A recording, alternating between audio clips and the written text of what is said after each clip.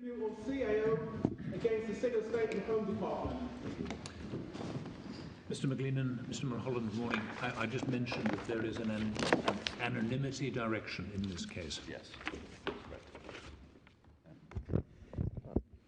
Lords and ladies, I appear for the Secretary of State for the Home Department, my learned friend Mr. Henry. Mr. Mulholland, Mr. Peters, Mr. Anthony appear for CAO in this appeal. The court will have received, I think Mr. McGleenan, forgive me for interrupting, if you could turn the other mic closer in your direction. Yes. The court will have received, I think, on Monday, a further version of the judgment under appeal, which has some minor alterations to it, nothing of substance, but I'll ultimately work to that. The alterations are a deletion of one paragraph and moving of another, and some minor typographical corrections. I'll come to that in due course. This is an appeal which seeks to address two diverging lines of authority in relation to the application of the duty under Section 55 of the Borders, Citizenship and Immigration Act 2009. This divergence was thrown into sharp relief by a decision of the upper tribunal in a case called Arturis. It was in Northern Ireland, a case heard by the upper tribunal.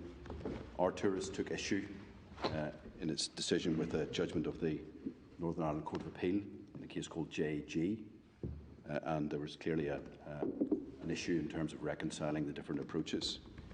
This appeal, CAO, came after the JG and Arturis decisions, and again, the issue of the conflict between the lines of authority was to the fore, and ultimately the Court of Appeal in this case affirmed its approach in JG.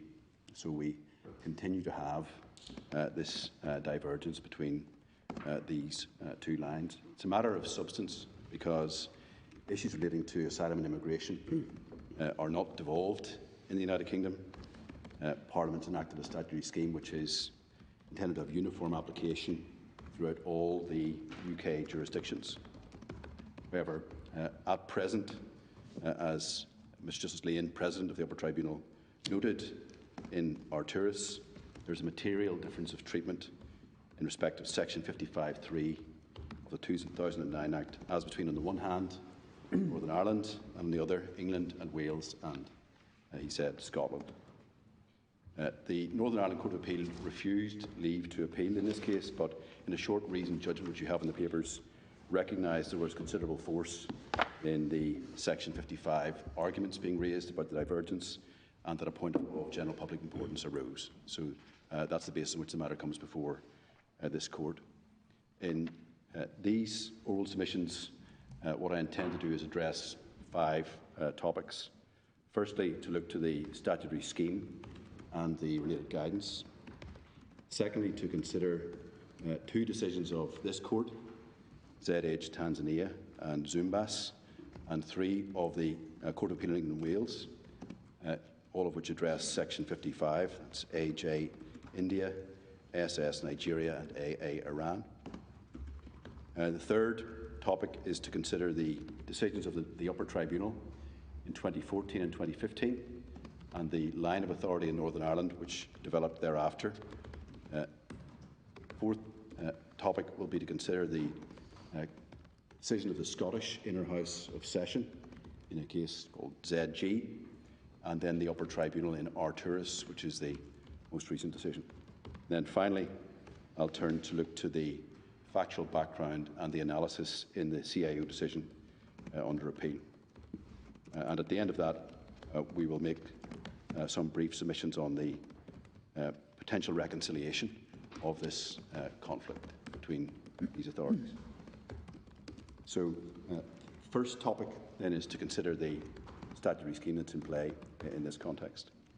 And there's an international law backdrop to this. Article 3.1 of the UNCRC, the court we're familiar with, provides that in all actions concerning children, whether undertaken by public or private social welfare institutions, courts of law, administrative authorities, or legislative bodies, the best interest of the child shall be a primary consideration. This international law obligation was given effect in domestic law in England and Wales in Section 11 of the Children Act 2004, which you have in the electronic bundle at page 1595 and 1596. And at 1596, subsection 2 of that Act imposes a duty on each person and body to whom this section applies.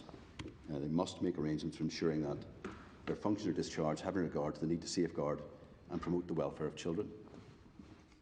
And that section applies to a range of public authorities. They're listed in subsection 1, bodies like the NHS, local authorities, police services, councils and so forth, all have a duty of that nature.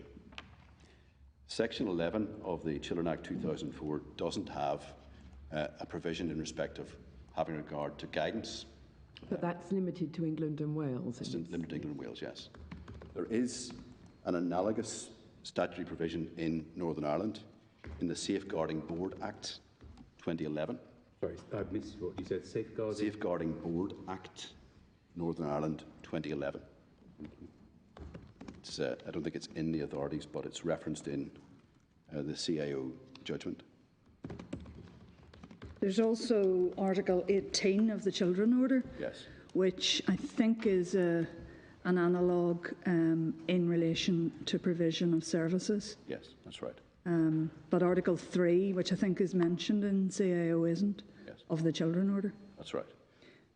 So, as of 2004 in England and Wales, we had effect given in domestic law to the Article 3.1 UNCRC obligation to have regard to the need to promote, safeguard and promote the welfare of children. Now, it didn't apply in the immigration and asylum context because there was a derogation by the United Kingdom in respect of that. So you'll see that, and this is the case also for the Northern Ireland legislation, the public authorities that are amenable to that duty do not include UK Border Agency, the Home Office, those exercising customs functions. So that was the position as of 2004. That general reservation or derogation was lifted in 2008, and the history of this is set out in, you don't need to go to it, but Lady Hale's decision in ZH, which we'll come to at paragraph 23. So as of 2008, this general reservation was removed, and the obligations then were extended, international obligations were extended to UKBA, Home Office and so forth. Now the response to that was the enactment of Section 55 of the 2009 Act, which you will see at page 1574. Sorry, page? 1574. Thank you. What was the paragraph of Lady Hale's Paragraph 23, my lady. in Of ZH. We'll be coming back to that in a little more detail. But it sets out the history. Now, prior to the enactment of the 2009 Act, there was the UK Borders Act 2007, which in Section 21 imposed a duty on the Secretary of State to issue a code of practice to ensure that when exercising functions, they take appropriate steps to ensure that while children in the United Kingdom, they are safe from harm. So it wasn't the same as the current duty. There was a statutory obligation to enact that code of practice and an obligation to give effect to it. That provision in the 2007 Act ceased to have effect. You'll see that in subsection 8 of section 55. This is on page 1575, the last subsection. So section 21 of the UK Borders Act ceased to have effect when section 55 came into play.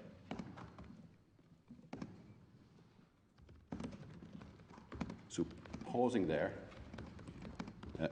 as of the enactment of section 55, we had a complementary interlocking scheme of duties in respect of the promotion, safeguarding the welfare of children.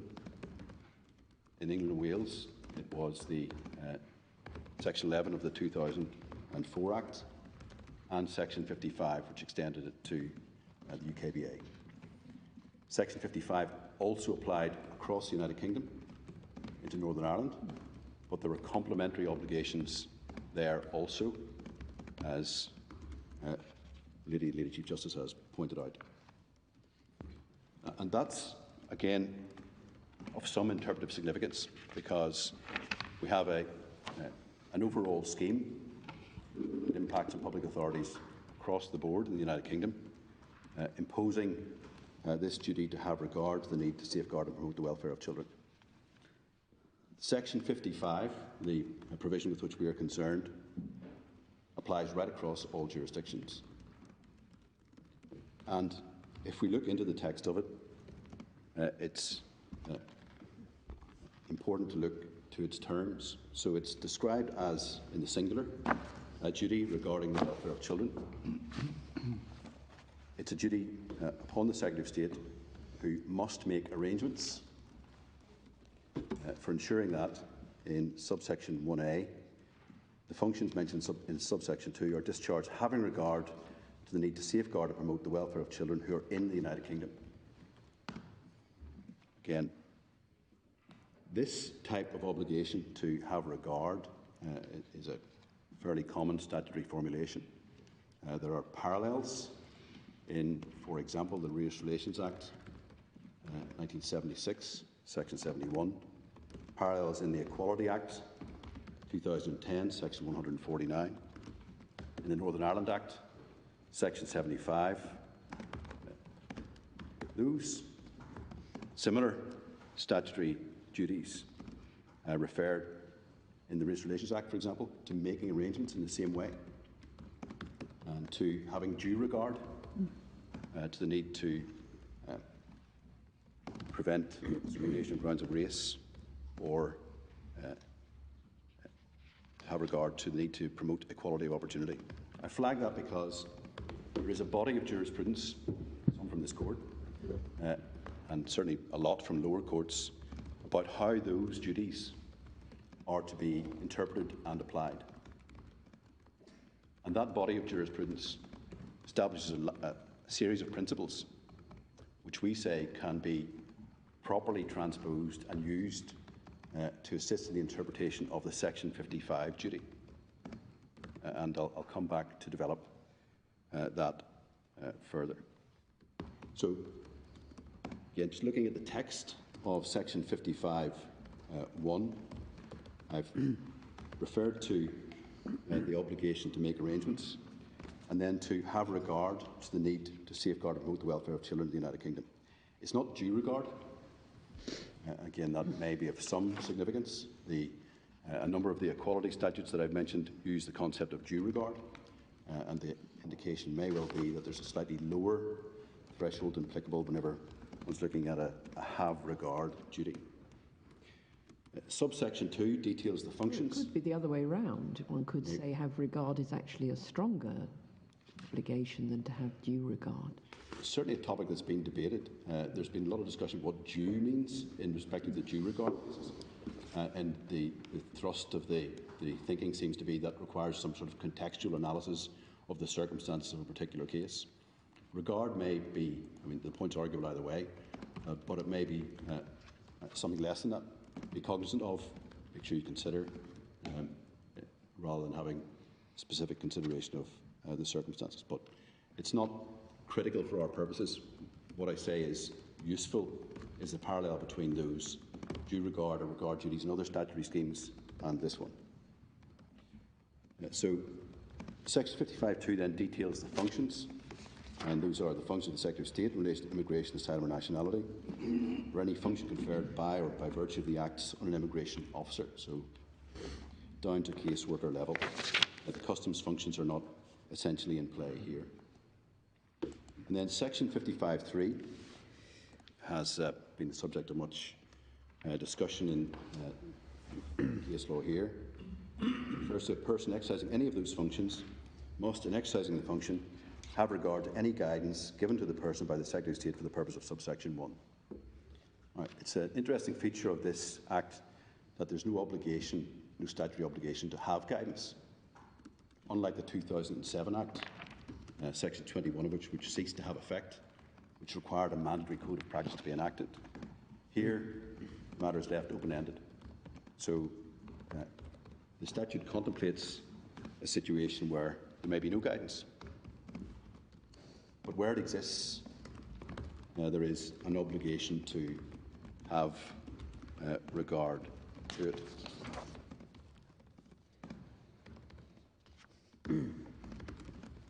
Now, Section 55.3 has been the focal point of much of the judicial debate, and there is a question as to whether or not Section 55.3 gives rise to a hard-edged legal duty of result, or whether it is directed to means and process. The Northern Ireland Court of Appeal's view in JG and CAO in this case appears to be that it's an obligation of result, and the upper tribunal, at least latterly, and the English Court of Appeal seems to have taken a different view. In our submission, the better analysis of Section 55 is that it has a duty to make arrangements when particular functions are exercised, and that duty then is to have regard to the need to safeguard and promote the welfare of children. There's an ancillary obligation in Section 55.3 where guidance has been given to have regard to it, and if it's being departed from, to provide reasons in the usual public law fashion. I've flagged. So sorry, just on that, 55.3 is not a statutory duty in its own right, you say? It's ancillary to the Section 55. So there's only one duty which emanates from 55.1? In support of that, we point to the singular expression in the heading of the statute. Yeah. There is, and again, the contingent nature of Section 55.3, which only bites if guidance is issued. Right. But I recognise there's a mandatory imperative in 55.3. Now, much of the debate in the case law in the tribunal and in the Court of Appeal has focused on two duties and the relationship between the two duties, and whether or not they are interlocking and whether one applies to the other. On one view, this is an overcomplication of the statutory scheme, and from that overcomplication, one gets some of the difficulties that have emerged in the jurisprudence. In our submission, the better analysis is to look at it as a single duty with an ancillary obligation where guidance has been enacted. I'm not quite sure, even in the way you put it, that I'm understanding that. When you say it's an ancillary obligation, but an obligation is a duty. Yes. So, I mean, even the way you put it, there are two duties. Yeah. Well, it's accept that, my Lord. It's there are two mandatory elements to this. The second one is contingent, I think. So it's a lesser character. There's an overarching duty, and then there's the Section 55.3 obligation. But the duty, one might say, the duty under Section 55.1 is the duty on the Secretary of State to make the arrangements, but the duty under subsection 3 is a duty on all the other people who are listed in subsection 2, although, of course, any breach by them is a breach of the duty by the Secretary of State. Yes. It looks as if it's a separate duty on those people, although those people are exercising the functions of the Secretary of State. And it includes the Secretary of State, 55.3. Yes, but they include a lot more people than the duty under subsection 1. Yes, I don't dispute that. The question of whether there's one or two duties may not be key to the overall analysis in the case, but it does give rise to certain complexities in the thinking. It's not critical, again, we say, for the analysis overall. What is helpful, we say, is to draw the parallels with other similar statutory duties. For example, Section 71 of the Race Relations Act, which is very similar to this one. Section 149 of the Equality Act 2010. Section 75 of the Northern Ireland Act. Sorry, Section 149 of the Equality Act. 2010, yes. It's the public sector equality duty, which is frequently discussed. Section 75 of the Northern Ireland Act is the equivalent in the Northern Ireland context. I'm so sorry, I missed the section number in the Northern Ireland Act. 75, Northern. Thank you.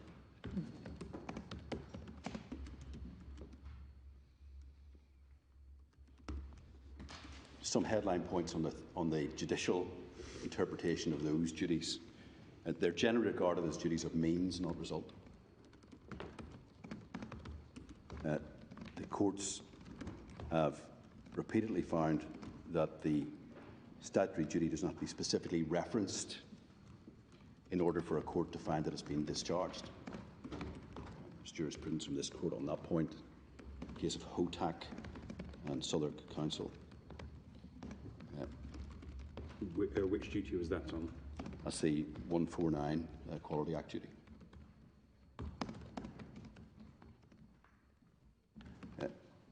These are not regarded as exercises in formulaic box ticking.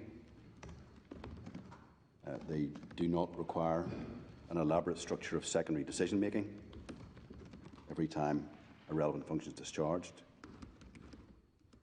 And the view the courts have taken is that it's a question of whether, in substance, arrangements have been made to ensure the functions are discharged with the appropriate regard or due regard.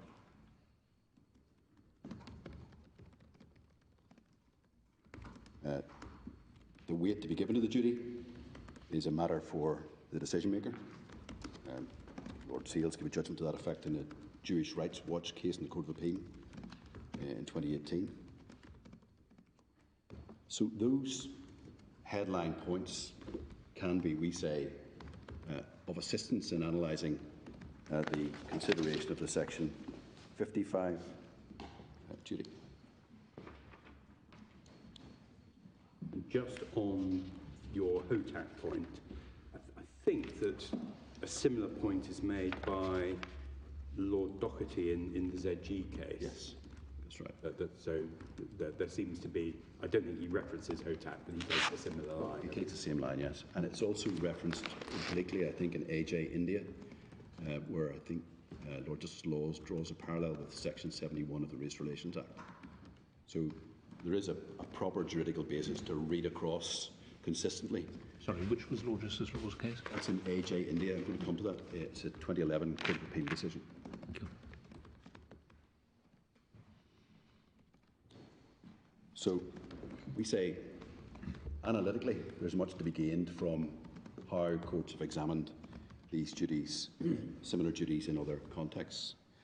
And we say that those headline points can be contrasted with the analysis in some of the upper tribunal decisions, the Northern Ireland Court of Appeal in JG and CAO, where the approach has been rather to look for duty of result, requirement for specific references to the duty in decision letters,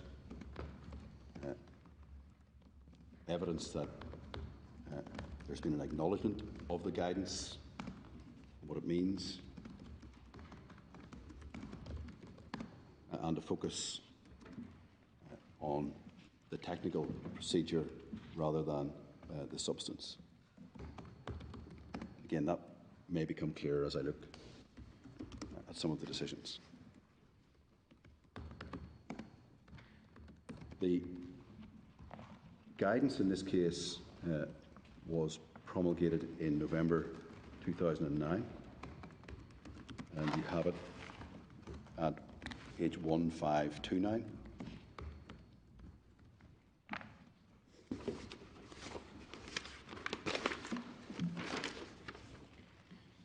Page 1531, you'll see the ministerial foreword, which in the left-hand column refers again to the history that I've outlined of Section 55 and how it was enacted once the general reservation on immigration had been lifted in respect of the UNCRC. and it also refers to the preceding code on keeping children free from harm. There is interlocking guidance which applies in respect of Section 11 of the Children Act 2004. You'll see reference to that in a footnote on page 1532. So this guidance is directed to the sphere of immigration and asylum, but there's parallel guidance in respect of the other public authorities, although they do not have a Section 55(3) type obligation.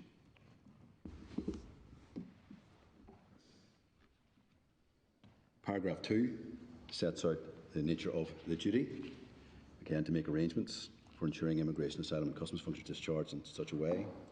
Paragraph 4 notes that it's meant to have the same effect as Section 11 of the Children Act 2004, which places a similar duty in other public sector organisations.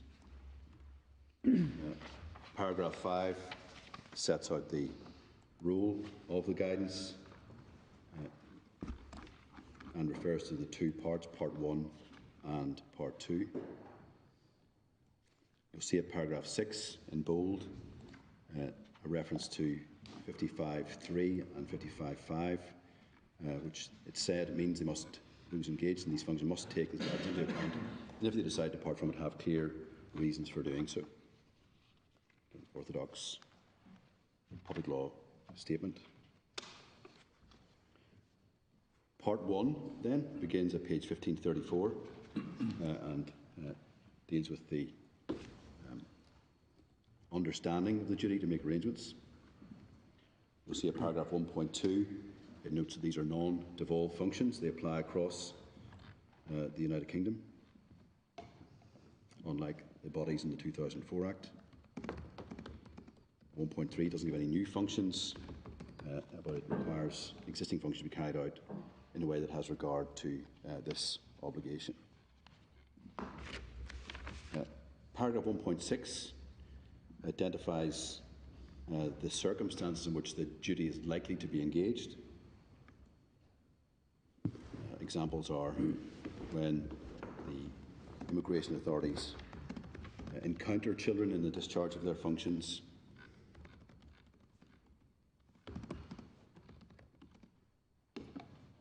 and that's what the UKBA are likely to find themselves doing.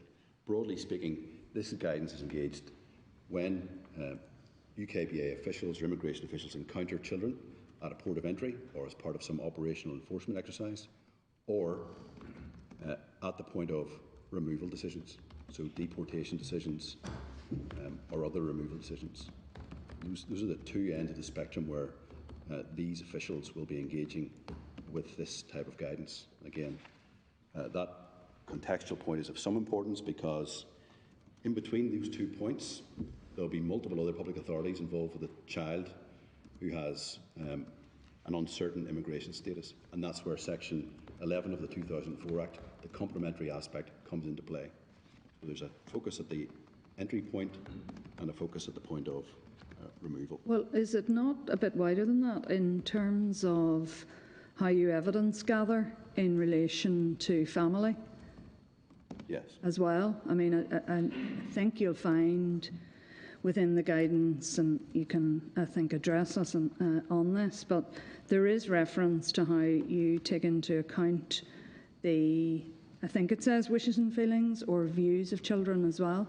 Yes. So there's an evidence gathering element, I think, within the guidance in addition to what you've said. That's certainly correct. You'll see that at page 1539, paragraphs 101, 13 and 114. So working with children and families, and so this is whenever UKBA or equivalent bodies are engaging with children in order to safeguard and promote their welfare, the following should be taken into account. In addition to the relevant section of Part 2 of the guidance, and this is what my lady I think is referring to. Children and young people are listened to, what they have to say is taken serious and acted on. And then the third bullet point, which again features in the jurisprudence, where possible the wishes and feelings of a particular child are obtained and taken into account when deciding on an action to be undertaken in relation to him or her. and reference to the type of communication. So Yeah. wishes and feelings to be taken into account where possible. And then at 1.15, a series of principles underpin work with children and their families. They are relevant to varying degrees depending on the functions of the level of involvement, and they're set out all very high level. You'll see again at page 1540, there's a paragraph headed Involvement of Children and Families. To appreciate the child's needs and how they make sense of circumstances, it's important to listen and take account of their wishes and feelings. And then reference also to a relationship with their parents and caregivers, so they recognise they're being respected and are being kept informed. So that's all in the Part 1 section. Part 2 then is more specific. It refers to the role of the UK Border Agency in relation to the safeguarding and promoting the welfare of children. So paragraph 2.1 refers to the primary duties to maintain a secure border, detect and prevent border tax fraud, smuggling, immigration crime, and so forth.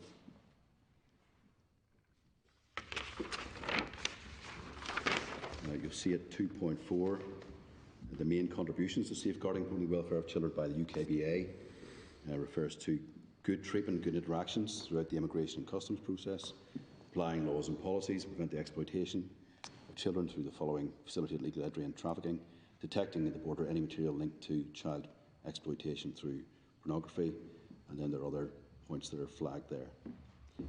The making arrangements heading is important because that ties back to the section 55(1) obligation. And at 2.7 there are a series of bullet points which again loom large in the overall discussion. So the UKBA must act according to the following principles, and I'll not go through all of these, but I will highlight in particular bullet point 4,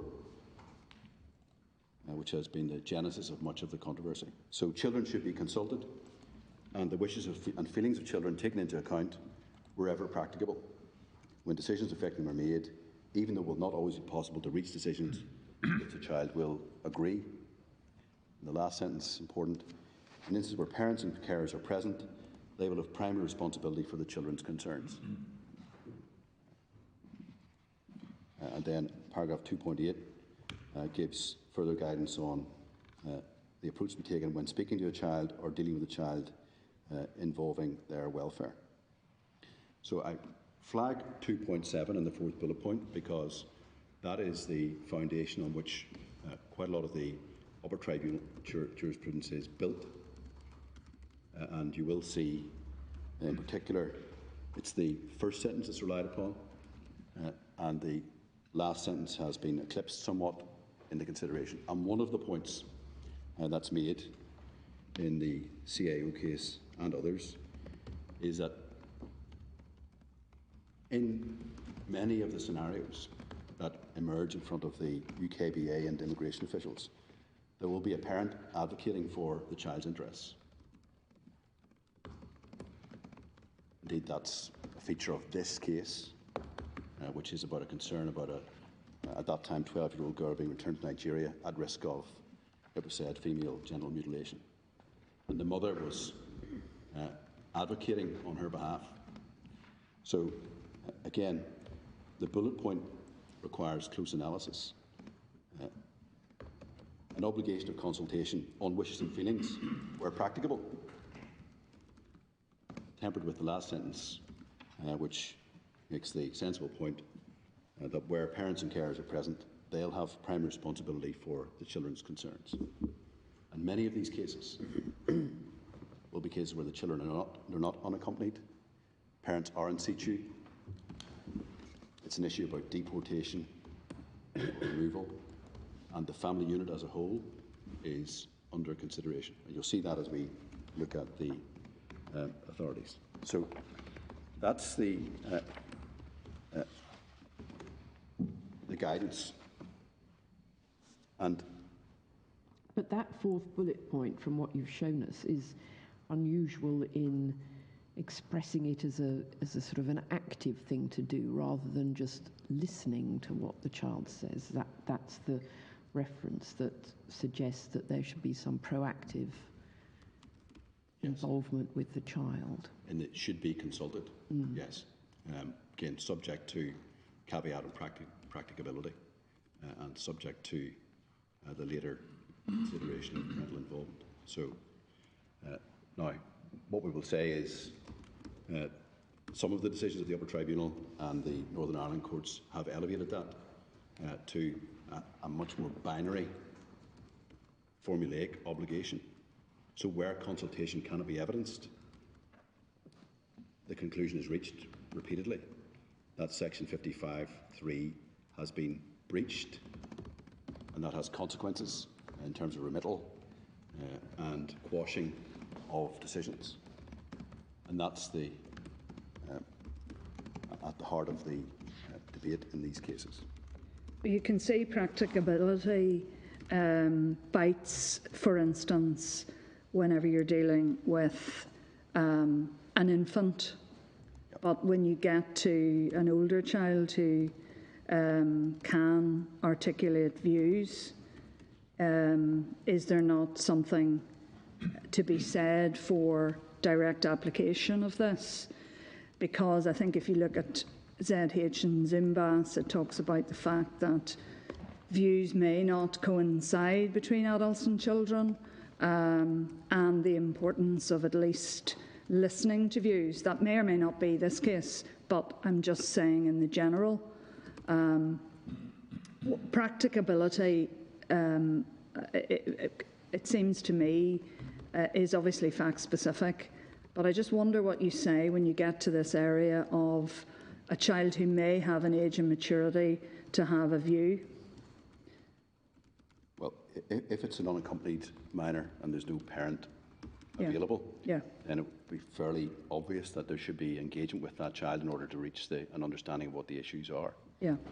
In the sorts of cases that we're primarily looking at here, many of them are they're either straightforward removal cases because someone's reached the end of the road in terms of immigration appeals, or they're criminal deportation cases. So adults being deported, and they say, I've got a 7-year-old daughter who's going to be impacted in this case. In those scenarios, there will usually be a parent involved as well, and they can be consulted, or the views can be relayed in that way, and a view can be formed based on that.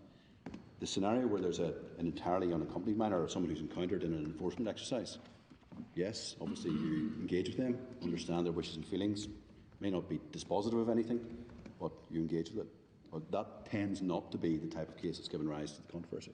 Well then, are you saying that if there's a child who potentially has the age and maturity to have their own views, where there's a parent and there appears on the face of it to be a cohesive family unit, you don't have to consult the child? That's the import of the last sentence of that, yes. Because the parent, you take the parent's views as the child's views? They have primary responsibility for the children's concerns. Yeah, but does ZH and Zimbas not say you can't assume that the child's views are the same as the parent's views? Well, it does say that. I think it's probably useful to look at ZH because, again, that's the starting point of the legal analysis. And indeed, we do need to be, I think, careful about what exactly that decision stands for. So if we can go to ZH, Tanzania, that's at 1499 of the authorities. So this is a 2011 decision of the Supreme Court, and it's a removal scenario. Human rights claims had been advanced and dismissed at the first tier tribunal, dismissed in the AIT as it was then, and by the Court of Appeal. And the claim was by the appellant that her removal back to Tanzania would breach her Article 8 rights with respect to her private and family life. And Baroness Hale gave the leading judgment. It's a feature of this case that the Article 8 claim was actually conceded. So you can see that from paragraph 13, page 1506. Secretary concedes that he disproportionately removed the mother in the particular facts of this case, but is understandably concerned about the general principles which apply thereafter. So this case, the critical issue had already been conceded by the Secretary of State by the point the court determined the question. The consideration of the UNCRC in best interests begins at page 1511. And I flagged earlier that paragraph 23 has the history of these obligations and the derogation of the UNCRC. You'll see that there. And then paragraph 24 is important because you'll see here an acknowledgement by Counsel for the Secretary of State that the duty, that's a Section 55 duty, applies not only to how children are looked after in this country while decisions about immigration, asylum, deportation or removal are being made, but also to the decisions themselves. And then the judgment says, this means that any decision which is taken without having regard to the need to safeguard and promote the welfare of any children involved will not be in accordance with the law for the purpose of Article 8.2. Both the Secretary of State and the Tribunal will therefore have to address this in their decisions. That's quite important because that's one of the foundation stones for what follows, and we say there's a problem with that paragraph. And the problem is, firstly, that the second sentence is not a concession by the Secretary of State, although it's later interpreted as if it was. That's the interpretation by Lady Hale of what the concession means. But within it, there's a problem in that the conclusions reached that where there isn't evidence of a decision being taken without having regard to the need to safeguard and promote the welfare of a child, it will not be in accordance with the law. Now, we all know that when one gets to a position of finding something's not in accordance with the law, that's a binary concept. If it's not in accordance with the law, there's a legality problem and the decision can't stand. So, piecing this together, it is problematic insofar as here the court's saying if you're not having regard or sufficient regard to the duty, you have a legality problem and the decision can't stand. That's what that's taken to mean. Although in this case, as I've said, it's obiter because the Secretary of State had already conceded that the Article 8 breach couldn't be justified. Now, I highlight that now, that particular paragraph, because it resurfaces later in the later analysis. But here we see again one of the foundation stones of the controversy. The second part of this judgment, which is important, is the... But is there so much difference between those two when the FTT process is a rehearing of it, rather than just a review of the Secretary of State's decision? What do you say is the practical distinction between the two parts of the concession that's made? Well, I'd say the second part isn't a concession; it's an interpretation that's put upon it. Well, but the concession seems to be that it's not just about process, but also that the decision does have to be in the best interests of the child. Yes, and that lady asked, what is the practical impact of that on the FTT or other courts? Yes. Well, again, all of the courts who deal with all of these cases will be dealing with both Section 55 and Article 8. So, in a sense, every court has to address an Article 8 analysis. But we have, through this line of jurisprudence, adopted a forensic focus on Section 55, 1 and 3, and duties. But stepping back from it all, every court will have to have regard to the interests of children where they're in play in any event. The problem with this... Under Article 8? Yes, and proportionality analysis. The problem with this, paragraph 24, is it directs us not to the proportionality analysis under Article 8, but to the binary question of whether or not it's in accordance with law. So that's the difference. I mean, it almost reads as though Lady Hale is saying, if you don't think about the child at all, that's not in accordance with the law. Yes. Rather than saying, but if you do think about it and you get that wrong, that's not in accordance with the law, and you can forget about a proportionality analysis. Yes. But are you telling us that it's been taken to mean that any error in the assessment of the interest of the child means that the decision is treated as not compliant with Article 8 because it's not in accordance with the law? That's what you'll see in the later decisions. Right, so that then the court doesn't have to go on to the Article 8 assessment of whether it is in fact in the best interests of the child, because there's been a flaw in the decision-making process. You have the binary problem, and that leads to the short-circuiting of the proportionality analysis.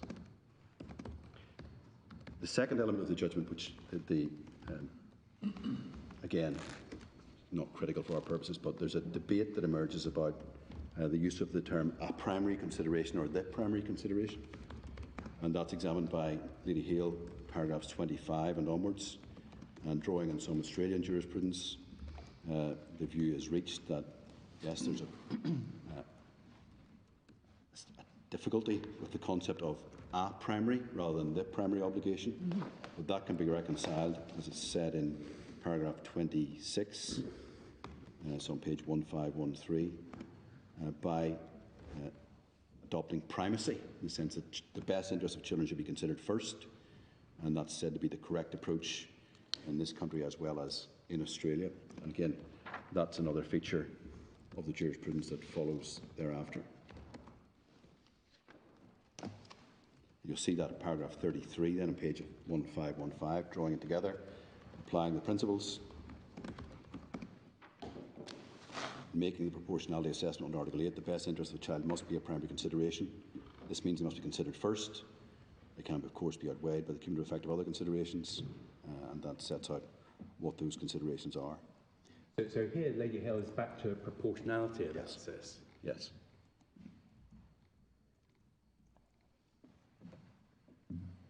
A little bit curious because she seems to be saying if there hasn't been adequate assessment of the interest of the child, that affects the proportionality analysis.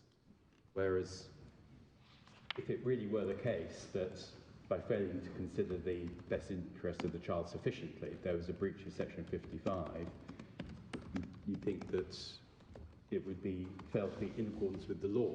Yes, and you wouldn't get to the according to paragraph 24. Exactly. There's a tension within the judgment on those points. You wouldn't get to that point. And why this is problematic is because in the later considerations we have a focus on the in accordance with law dimension and the consequence of flow of that. You can see that dealt with in the, I'll take you shortly to the AJ India case in the Court of Appeal where this issue again surfaces.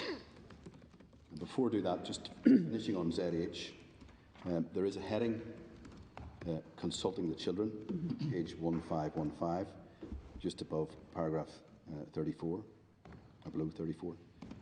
And again, this I think is the section the Chief Justice is alluding to. There's reference to paragraph 35 to the different interests that may arise between children and their parents, and how the information is procured. And then paragraphs 36 and 37, there's discussion by Lady Hale of a pilot scheme operating at that time in respect of obtaining the views of parents. I flag that because in the Northern Ireland Court of Appeal, these paragraphs, 35 to 37, are relied upon to put flesh on the bones of the obligation to consult. And, for example, the detail about how children should be engaged with is extracted from these paragraphs and used to provide a framework around the Section 55(3) duty. So is one of the issues in this case whether there is an inquisitorial obligation arising out of Section 55(3)? Exactly, yes. And if there is such an obligation, who decides the content of it? Is it a matter for the decision maker? That's the Catoon line of authority, Plantagenet, cases of that nature. But what we see here is the seeds of the Court of Appeal's framework, and the Court of Appeal refers expressly to these paragraphs, which particularises the Section 55(3) duty of inquiry. Now, what we say about that is, actually, if you read these paragraphs, 34 through to 37, They're not statements of normative principle at all. It's just these are observations by the court of how, in certain circumstances, children can be consulted. But they've been elevated by later judicial decisions to a normative framework. Well, I suppose that, yeah, from 35, Lady Hale talks about where separate representation or let's say consultation is essential in a separation scenario. Yeah. Then where it's desirable, where you need further information from the child. But then are you saying that depending on context, the obligation is not a strict obligation? Because otherwise you could read into the guidance that any child of an age and maturity has to be consulted. Yep.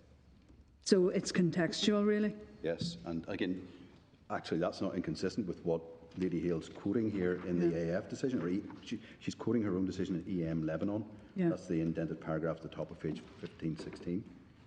And it notes in the last sentence, in most immigration cases, unlike abduction cases, the interests of different family members unlikely to be in conflict with one another, separate legal or other representation will rarely be called for. So in the great run of cases, it's not necessary to have a kind of normative checklist of things you must ask children. But the trouble is, how do you know when it's necessary or not necessary? Well, that's, again, goes to the question of who makes the determination on a duty of inquiry. And who makes the determination on a duty of inquiry is, following a particular line of authority, the decision maker, who has latitude in respect of those matters. Yeah, I wonder about that. Does that mean that the decision maker has to make an evaluation that there's no separate interest on the part of the child to satisfy the obligation? I don't think I would elevate it to that level. It's an evaluative judgment that's made, looking, for example, to the guidance, 2.7, bullet point 4, are the parents involved? Do I get enough information about the concerns of the child from that? Yeah. If so, move on. There's no need for it. But it may be implicit in any decision making, in any decision from the facts, I think you say, rather than having to be an express statement of this position. Well, that may or may not arise. Express statements of position take us into what I've been describing as formulaic box ticking, the type of thing the courts have set their face against in duties of this nature. So as I understand it, you seem to be saying, in effect, in answer to Lady Rose's question, that this is an aspect of the sort of Thameside public law duty of inquiry, which rests upon decision makers to inform themselves sufficiently about relevant matters to take a decision. Yes. That's what I understood. You referred to CAO, which is one of the leading authorities in that line of country. Yes. So that's how you say it's to be rationalised. Yes, we do. Okay. I don't think I need to show you anything else out of the ZH decision, but what I will show you is the English Court of Appeal decision which followed that in AJ India. This is a 2011 decision. You'll find it at page 1014. Sorry, just before we leave ZH, the appeal is allowed, as I understand it, on the proportionality ground. Is that right, rather than the not in accordance with law ground? Yes, the appeal, essentially the Article 8 appeal had been conceded by the Secretary of State. On proportionality? Right. Yes.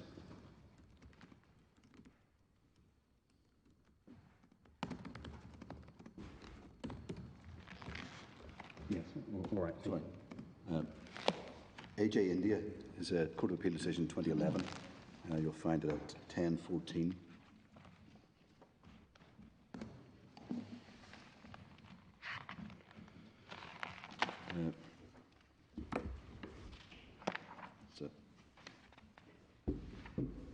Print out of the judgment. It's 3 conjoined appeals, but they all raised issues about Section 55 in light of the ZH Tanzania judgment.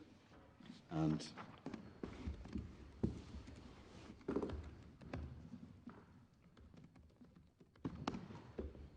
paragraph 9 deals with the facts of the case. AJ is an overstayer, applied for leave to remain.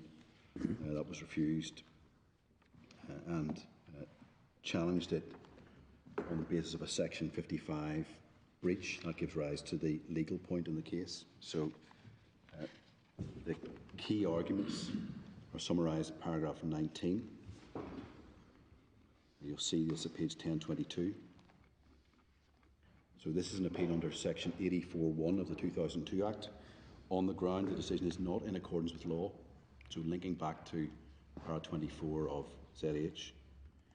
In the absence of a reference to Section 55, the decision of the Secretary of State was not in accordance with the law or the rules. It submitted and the tribunal was required to allow the appeal. So this is the binary point coming out of ZH. And you'll see paragraph 20 refers to paragraph 24 of ZH, refers to Secretary of State's Council's acknowledgement. And this is actually an entirely accurate quotation of paragraph 24, save for the last clause in the final sentence, which is added. So it says, the Secretary of State as well, the tribunal will therefore address this in their decisions, and the tribunal could only remit. So where you have a Section 55 breach, i.e. not acknowledged, that's not in accordance with law, and the tribunal has no option but to remit. And you'll see the Court of Appeal don't accept that analysis. And you'll see that at paragraph 21. So the last sentence of paragraph 20 is not a quotation, it's a submission. These are submissions, yes, but the submission is essentially entirely quoting paragraph 24 of ZH. And the argument is rejected. And then you'll see the Court of Appeal saying in paragraph 24 of their judgment that ZH doesn't exist. Baroness Hill plainly contemplated the tribunal must consider Section 55. If she'd been of the view the tribunal was excluded from doing so because the only option was to remit, I'm confident she would have said so. Then it refers to DS in Afghanistan. And essentially DS was saying these sorts of issues can be addressed by the tribunals themselves in the exercise of their function.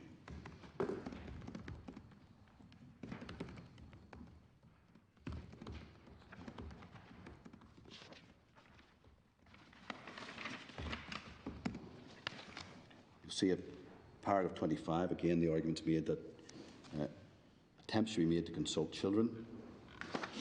If there's no specific reference to Section 55, the decision can only stand if it's clear that the obligations and substance have been taken into account. In the absence of a reference to Section 55 in the decision-making letters, it must be clear that each part of the guidance has been followed. That standard is not satisfied. It was argued, again, in that case. And the Court of Appeal don't accept that either. The analysis of paragraph 28, page 1026. Some quibbling there with the primary obligation issue. And then you'll see at paragraph 34, page 1028, an issue in the present case is whether the failure to have referred specifically to Section 55 is fatal to the decision of the first tribunal. And the argument was a substance, not form. It is clear the interests of the child have been treated as a primary consideration. The absence of a reference by the judge is not fatal. And then you'll see 35, the cross-reference to the Raised Relations Act, the Section 71 duty. And this is where I've already laid the foundations for the parallels to be drawn there. And the Court of Appeal there is noting that Section 71 imposes a duty to carry out functions having regard to the need to eliminate unlawful racial discrimination. And then reference to Baker, Court of Appeal decision, and Lord Justice Dyson, where he said, in 29, he didn't accept the failure of an inspector to make explicit reference to Section 71(1) as determinative of the question whether he's performed his duty. So to hold would be to sacrifice substance to form. And that same point resurfaces again and again in the public sector equality duty jurisprudence right up to HOTAC.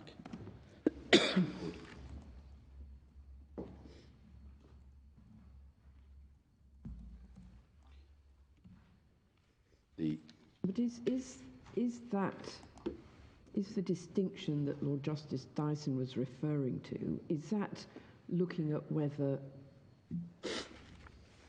what the decision maker has done, or is it in effect looking at whether the decision arrived at is in effect a decision in the best interests of the child?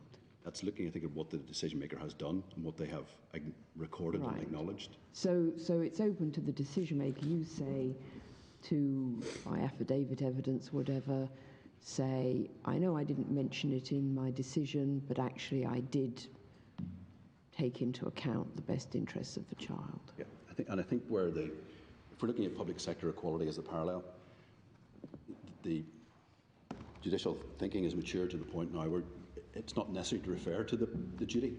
You can discharge it without referring to it. If in substance what you've done is looked at the equality of opportunity or the need to eliminate racial discrimination, the fact that you haven't said Section 71's in play or the guidance is in play is neither here nor there.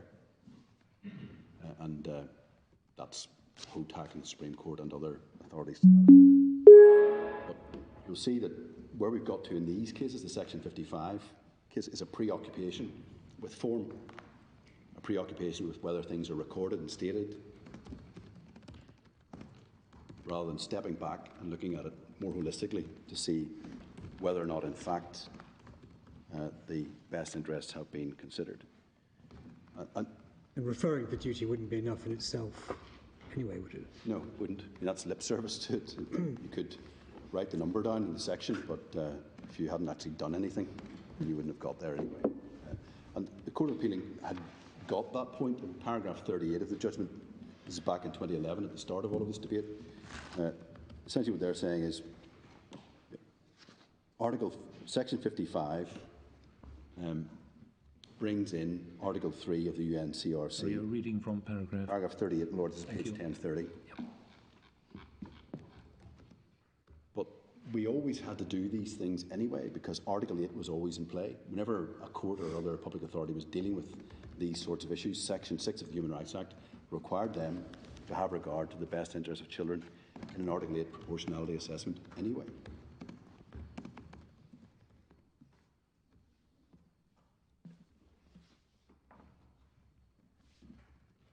Just going back to the in accordance with law point, I mean, the reasoning of the court here, I mean, it's very short, really, isn't it? I mean, I see that they were confronted with the argument that the appeal should just be allowed. There's a summary of the reasoning in paragraph 43, which is helpful, I think. General comments. This is page 1031, referring back to Lady Hale and ZH. Consideration of the welfare of the children is an integral part of the Article 8 assessment. So my point is you're doing it anyway. It's not something apart from it. B, the absence of a reference to Section 55(1) is not fatal to decision. What matters is the substance given to the overall well-being. Again, that's Lady Hale. The welfare of the children was a factor in Article 8 decisions prior to the enactment of Section 55, so we were doing it anyway. What Section 55 and the guidelines do is to highlight the need to have regard to the welfare and interests of children when taking decisions such as the present. In an overall assessment, the best interests of children are a primary consideration. And D, the primacy of children falls to be considered in the context of particular family circumstances, as well as the need to maintain immigration control. And on the facts of this case, you'll see at paragraph 45, the Court of Appeal was satisfied that actually the substance had been dealt with, they'd got there, the best interests had been considered. Part of the determination of best interests within all of this in the jurisprudence refers to taking the views of the child. Yes, it does. So does and back to, I think, a question I asked you before, does the decision maker not actively have to think about that and decide one way or the other whether it's not necessary in a particular case or whether to take into account the child's views, and indeed the child is an independent holder of Article 8 rights, to undertake the proper analysis, whether or not that needs to be done? There are two stages to it. Yeah. They have to give consideration as to whether or not they need to engage with the child. Yeah. That's different from where I think our Court of Appeal has got to, which is you have to show that you have engaged with the child. So you accept that there is a duty to consider whether you need to engage directly with the child? That's part and parcel of what's in the guidance. So you would have to evaluate that in context. You'd need to look at, I would assume, what you're dealing with at the age, maturity of the child as well. Yes. Is that right? That's a factor, yes. Yeah. The context And practicability, I suppose, as well, just Yes. generally. And also whether other agencies are looking at the particular issue. So again, this Section 55 is focused on the obligations of UKBA and border officials, but a child who's in the immigration sphere will also be encountering many other public authorities, schools, NHS, police, doctors, and they may be discharging the functions in that context. So, and that's why it's important that these schemes, statutory schemes, are seen as complementary. I think you say the nature of the issue would be relevant as well. Exactly. Yes. So, AJ India confronts the issue fairly clearly. The matter was considered again by the Court of Appeal. Before you move on, can I just ask you this? I understand it's said against you that AJ India is not of assistance because at the time it was decided, as I understand it, the first-tier tribunal had the power to remit the matter to the decision maker for the matter to be reconsidered. Yeah, that is correct. The scope to remit back to the Secretary of State for consideration was available at that time. That's now been removed. Yes. Why should that make any difference to the authority? I don't think it makes any difference at all. It doesn't make any difference to the jurisprudential value of AJ India. It's contextual. It goes to disposal and remedy, but it doesn't go to the substance of the judgment. So we say AJ India is still an important decision, and the upper tribunal recently certainly agrees, because they consider that this is the guiding authority, or one of the guiding authorities in England and Wales. Thank you. And they said that in Arturus in 2021. So I was going to take the court to... Sorry, just to explore what the first-tier tribunal should do now. If a case comes up and it appears that the Secretary of State has not made an adequate investigation into the best interest of the child, and the first-tier tribunal does not consider that it, on the materials before it, can make a proper assessment, what would be the outcome then? I would have thought that it should just allow the appeal, so that whatever was the previous decision falls away, and the practical effect would be that the Secretary of State then has to make a new decision. Is that how it would work? I don't think it necessarily leads to that conclusion. If one position is now, if it's remitted back to the first-tier tribunal, which is this case, CAO is remitted back to the first-tier tribunal, they can't go back to the Secretary of State for further consideration.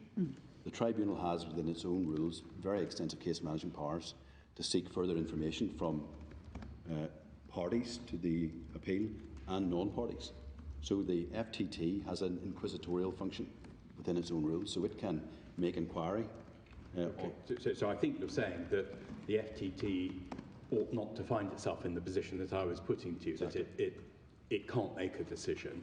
Exactly. It can make a decision, it's just that it may have to exercise its powers to call in new call for fresh evidence. I think that's exactly it. It has the capacity to explore and the legal authority to explore the issue substantively. So it doesn't follow that we move directly into allowing appeals. Now, there's another question behind that, which is why would the upper tribunal, or indeed the Court of Appeal, remit the matter back down to the FTT to do that when it also has exactly the same powers? If you look at Section 14 of the 2007 Act, this is the final paragraph which was added to the judgment in the version we got on Sunday and Monday. I don't know where you have it in your papers, but this is the CAO judgment. Para 95. Paragraph 95. The powers of this court on appeal from the UT are contained in section 14.2 of the Tribunal Courts and Enforcement Act 2007. So what can a court do if it identifies a section 55 problem? It may but need not set aside the decision of the upper tribunal. If it does, it must either remit to the upper tribunal or to any other tribunal, that's the FTT, or it can remake the decision. Sorry, you're reading from 95 of the CAO decision. Yes, I hope that's the most recent. I'm sorry, which subparagraph? It's got a heading saying order, and then it's quoting from section 14.2 of the Tribunal Courts and Enforcement Act 2007. But I think you said it's the corrected version. Corrected version. Which isn't the version that we've got. Yeah, that's what I think. It may not be the one you have in front of you, but I'm trying to find the. Well, we have been sent it. Yes, it is in our bundle. Yeah.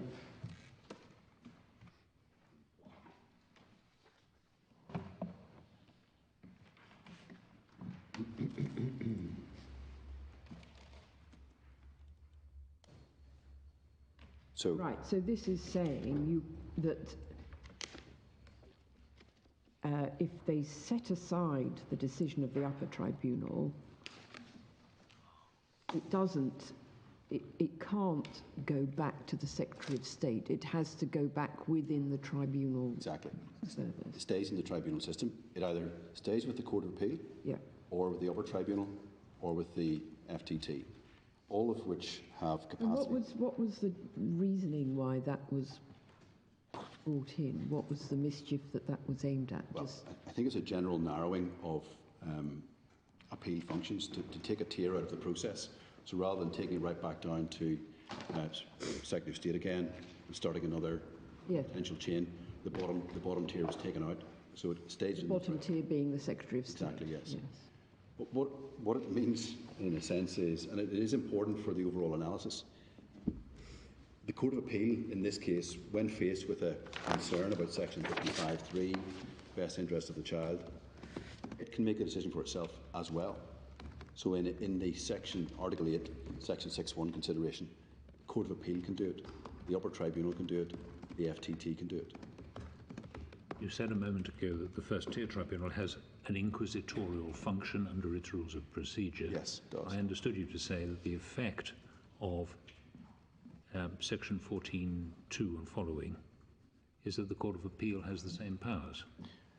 You'll see it has capacity to make, it can make any decision which the upper tribunal can make, or which the other tribunal can make if that other tribunal were remaking the decision. So you see that at Section 14, subsection 4A and B, may make such findings of fact as it considers appropriate. So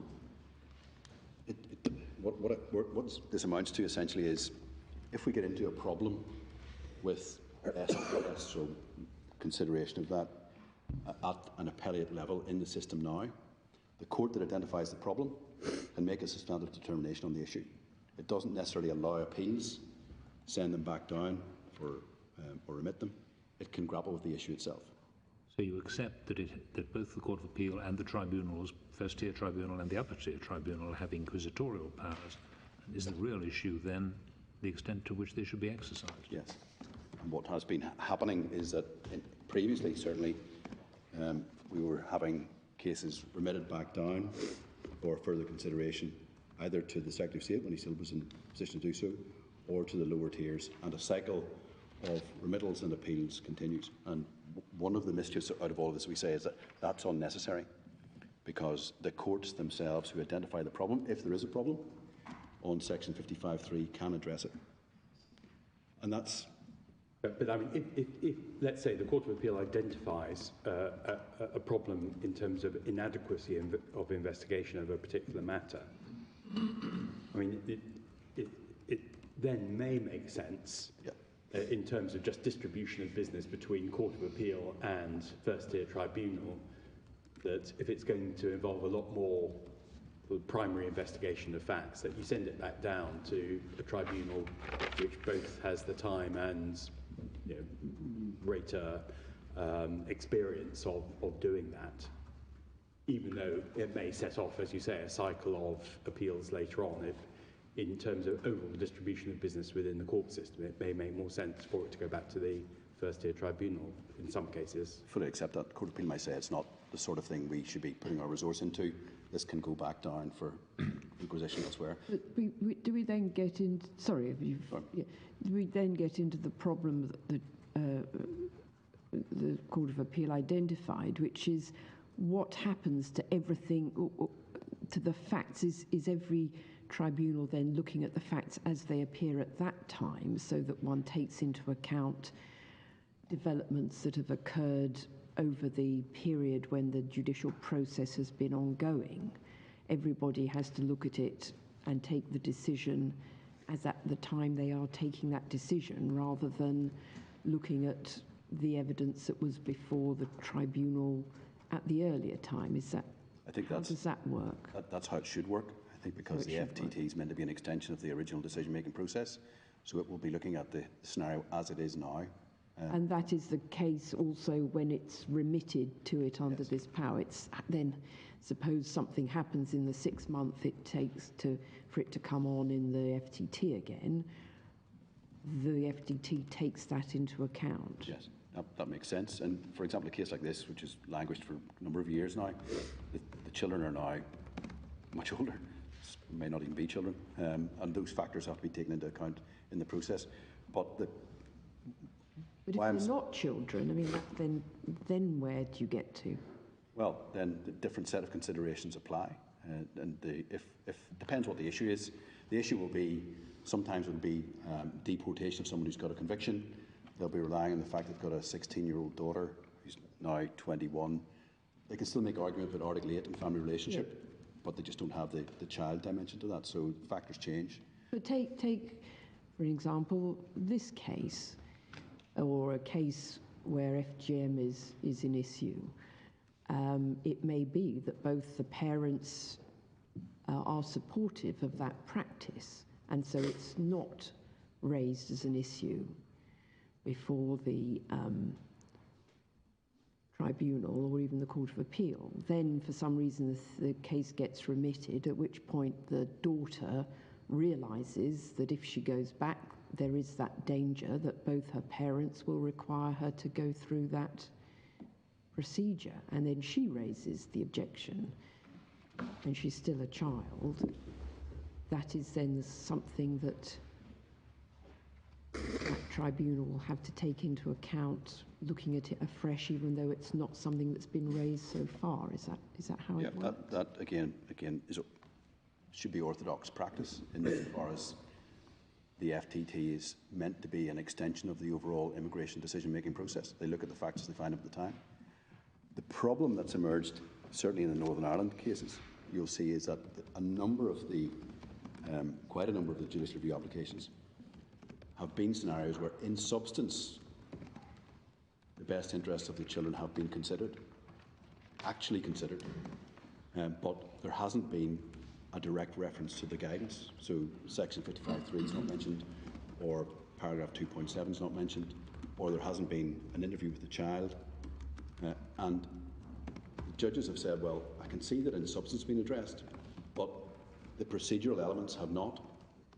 Therefore, I'm going to allow this application. So you have a scenario there where you're essentially putting cases back down into the system to be redetermined again, when in substance the issue has been grappled with. And I'll show you a case called JR 137, which is a very, very good illustration of that. So what we take back to AJ India is there should be a proper focus on substance, not form. The fact that a particular box hasn't been ticked shouldn't result in remittal and a fresh cycle of appeals. The court should consider in substance whether the issue has been addressed. So you're saying that what's happened is that the question of the compliance with the duty has become separated from the Article 8 assessment? Yes, it has.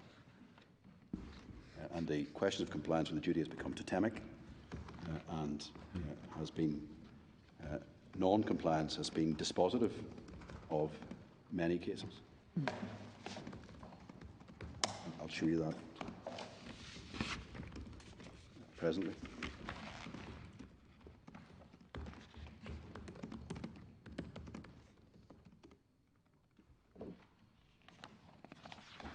The Court of Appeal came back to this issue again in 2013 in a case called SS Nigeria. Forgive me, before we move to SS,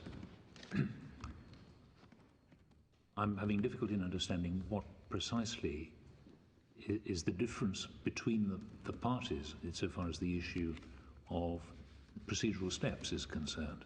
I mean, is it no more than the question whether the Court of Appeal should exercise the powers itself in order to address the 55.3 issue in cases where the 55.3 obligation has not been complied with, or whether it should be remitted to the first tier tribunal? Is it anything more than that? I don't think it's much more than that. I don't think there's a huge difference between the parties to where the process goes, because we all have to agree it can't go back to the Secretary of State. Yes. That route's not open.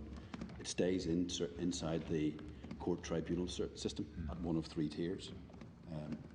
Now, depending on the facts of the case, it may well be determined by the Court of Appeal or not, but I don't think there's a difference in principle between us on that point. Right. So the real difference then is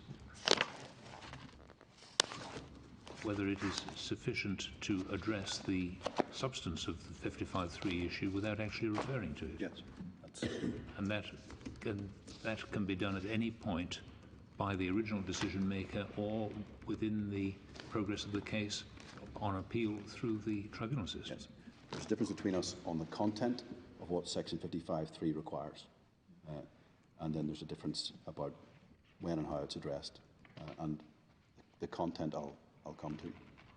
Thank you. But I think you also say that even if it's apparent from the decision or from the evidence of the decision maker, suppose the decision maker says, oh, sorry, I completely forgot about Section 55 and I have to say I did not look at the guidance.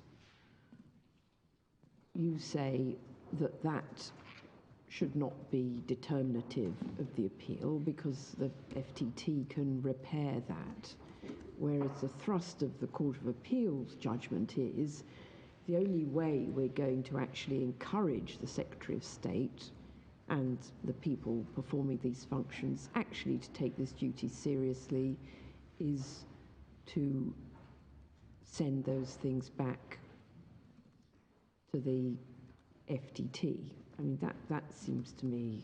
Yes. I mean, the question is, so there's 2 aspects. There's what happens where it's clear from the decision that the substance has been looked at, but it's just not mentioned, but also what happens when it's clear that the substance was not looked at by the Secretary of State. Well, where the substance is not looked at, then you will fail an Article 8 analysis anyway. So that's fundamental. Where it's been looked at, but there's been no reference to Section 55.3 or no reference to the guidance, that's not fatal anyway, we say. It still survives. Now, I do recognise the Northern Ireland Court of Appeal and Upper Tribunal at times has adopted a kind of disciplining function, suggesting, well, it would help better decision making if you always acknowledge 2.7 and you always acknowledge bullet point 4. Well, that's elevating form over substance. There may well be a desire on the part of some courts, some judges, to exercise that disciplining function. We say that's taking far too much out of Section 55. I mean, we must always take ourselves back to the touchstone of what Section 55 requires. Make arrangements. But isn't Section 55 about better decision making? Yes. But if in substance the decision meets the best interests analysis anyway, then so be it. And if it doesn't, well, then you have a remedy through failure to adhere to Article 8. So it doesn't appear to be necessary to have a cycle of appeals and remittals because there's been a formulaic failure to refer to a particular section number. But then don't you get into the position that the Court of Appeal were concerned about, which is that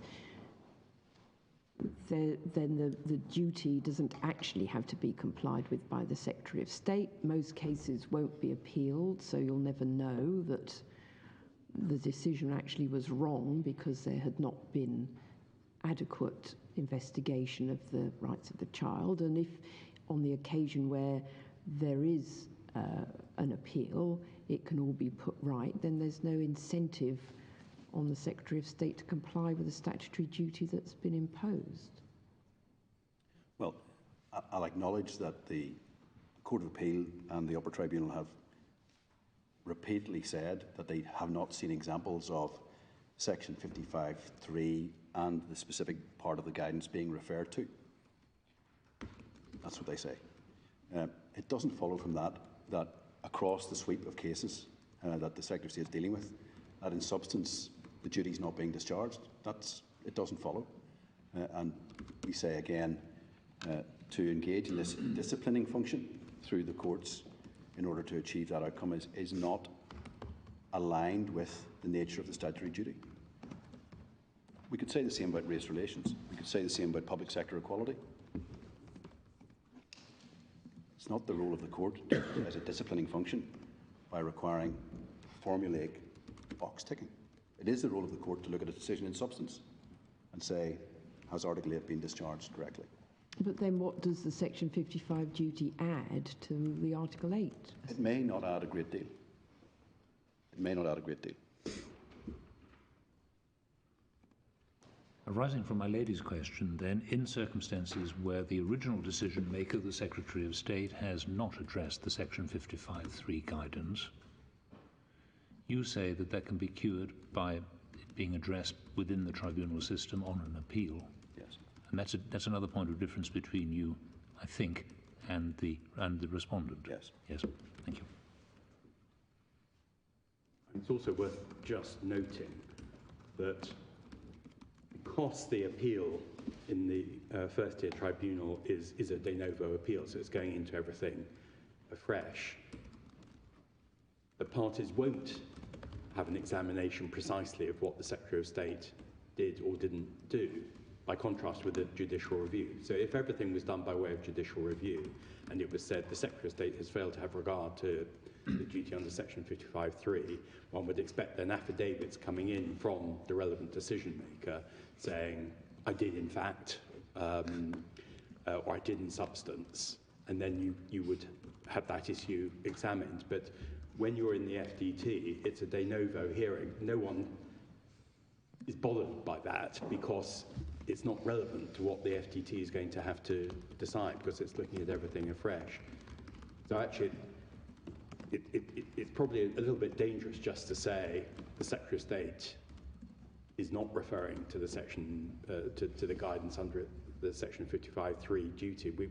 We just don't know. They may or may not be, but it's in the nature of these appeals in the FTT that you don't have an precise examination of that, because it's not judicial review. You're looking at things as a matter of substance going forwards and afresh. Yes, and in this kind of case, you would have an examination of the family position, the concerns about FGM. Or with new evidence, material before the court.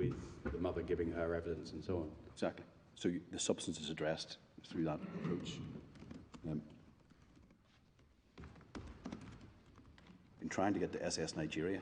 You've been trying for about half an hour. I'm sorry. It may not be worth going to, but having trailed it, I think I probably should. It's in the bundle at page 1462. This is a criminal deportation case. So this is someone who's had a pretty awful criminal record, who's now being subject to deportation and is relying on family life considerations to resist that. And the court considered a number of the authorities, including ZH Tanzania. That's at page 1470.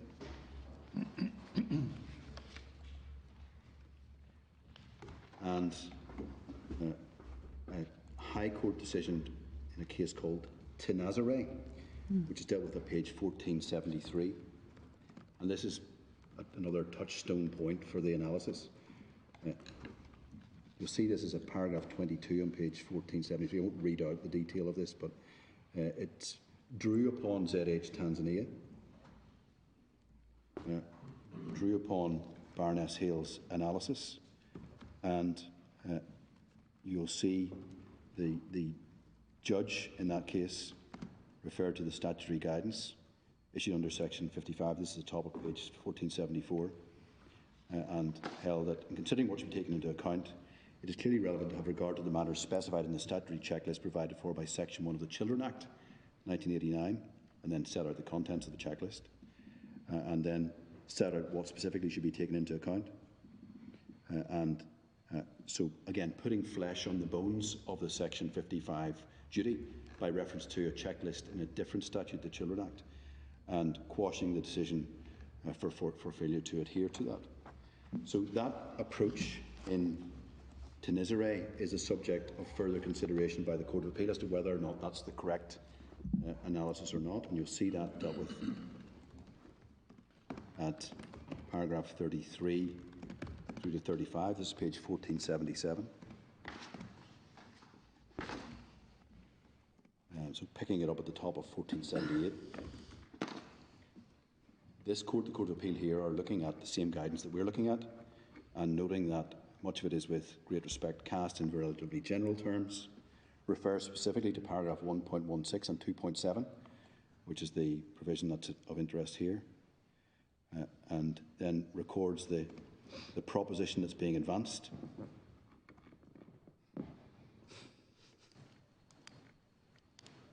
You'll see that at paragraph 34. So again, requiring an actual examination of those issues. And the Court is saying, well, in very general terms, I would not quarrel with this proposition. I consider the circumstance in which the tribunal should exercise an inquisitorial function on its own initiative will be extremely rare. Its practical bite must depend on the nature of the case at hand. It's necessary to consider the deportation of foreign criminals as a particular class of case, and of course the circumstance of this case itself. So the Court of Appeal there is criticising the approach adopted in Tenisere. But why does it say that it's likely to be extremely rare? It seems to me likely to be quite frequent. Well, it's certainly, if you're not remitting back to the SSHD, or Secretary of State in these cases, because you can't, then it will be more frequent that the tribunal has to conduct an inquisitorial function. At this time, I'm not sure that was the case, because then you would still have been remitting back to the Home Secretary. But in any event, that's the approach the Court. Oh, I see. So this case was, well, I don't know, it's 2014. When did the change come in about non-remission to the I think it's the SS Nigeria is a 2013 decision. I think it's a 2014 change. You've given two dates, I think October 2014 and another date, April 2015, I think. Yes. In the that it was inserted into the 2007 Act? Yes. I see. But what we take from SS Nigeria and Lord Justice Law's decision is essentially a rejection of this idea that there should be a checklist approach or a box-ticking exercise that flows from that. And you'll see that again. Well, those are two very different things, a checklist approach and a box-ticking exercise. A checklist approach may be something which is helpful for all these decision makers to have. A box-ticking thing is a derogatory term. It's indicating that you just actually don't do anything, you just tick the box without actually considering it. But to have a checklist for people to help focus what they ought to do is that a derogatory thing as well, or an unhelpful thing? Neither intended pejoratively from my perspective, but what the Court was doing in Tenisere was porting across an actual statutory checklist from the Children Act and saying that's what you've got to do, and the Court of Appeal saying we don't accept that that's correct, and they say that in paragraph 55 of the judgment, 1484 is the page reference for that, rejecting that approach. And that's the welfare checklist, really, yes, which yes. is required when you're dealing with care proceedings or private law proceedings. Exactly. But, and that may have been a clear enough statement and understandable. But I mean, is the guidance not really still in another way of importance in terms of guiding a decision maker as to what you have to consider in fully taking into account best interests? So albeit, I mean, there are parallels anyway between the welfare checklist and what's in the guidance, including wishes and feelings, which I come back to. Yes. So is it not, albeit it's not a statutory checklist imported into immigration, but you still have to substantively deal with these issues to make a proper decision on best interests? And at some stage, I think you're going to have to really refer back to this case where you say that has been achieved, particularly in relation to the obligation to decide whether or not you take the interests and the wishes directly from the child. Yes. I'll come back to that in the CAO context. Sorry, can I, another question on SS Nigeria. So when Lord Justice Laws says that it's in a very rare case that the tribunal would exercise its inquisitorial function, is that against the backdrop that it has the option open to it of simply remitting the case to the Secretary of State? Yes. Yeah. So presumably, once that option has been cut out, this statement about tribunal exercising its own inquisitorial function very rarely falls away, because it's the only port of There's call. nowhere else to go. It has to be in that forum. And there's nothing in the statement of principle that cuts across that in SS Nigeria.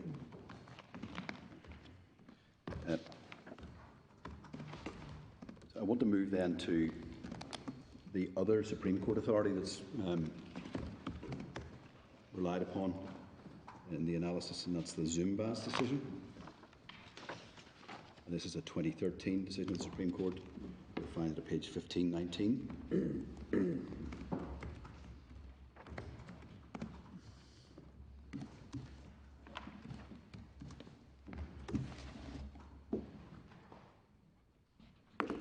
And this is an asylum claim that had failed.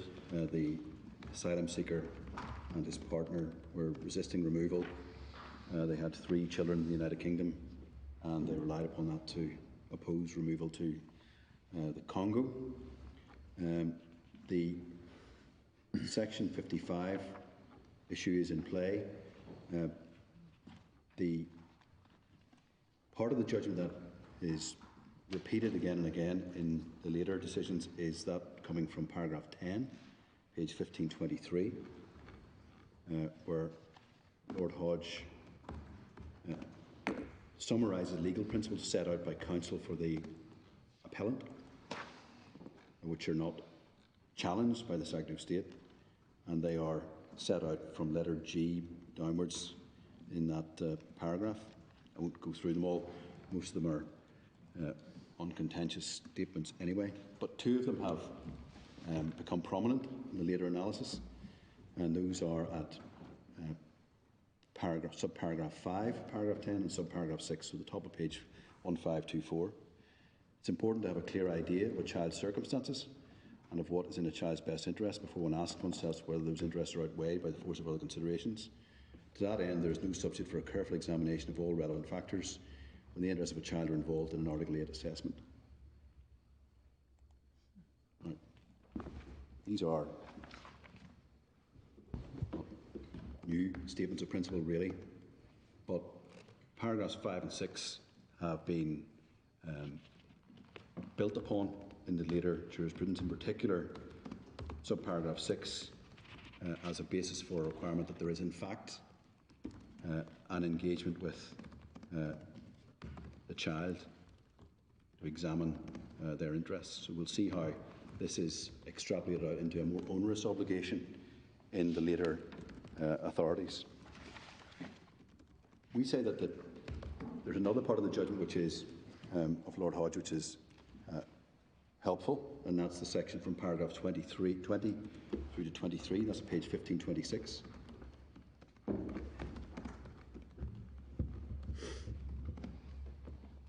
you'll see from paragraph 20, the last sentence, Lord Hodge is observing that this appeal demonstrates a misunderstanding of the effect of the decision in ZH Tanzania.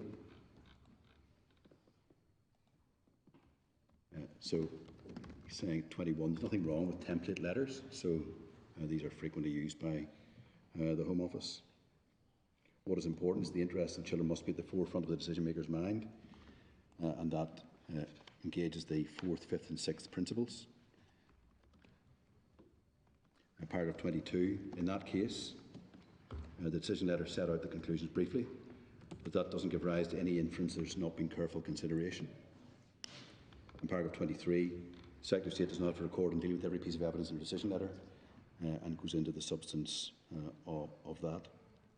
So this is a Zumbas restates some principles, not contentiously we say. The judgment affords a degree of latitude to the Secretary of State in the approach that's taken, but it's a less exacting approach than the Northern Ireland Court of Appeal has called for in JG and CAO, and that is based on the Zumbas decision. We say it's again limited in what it provides.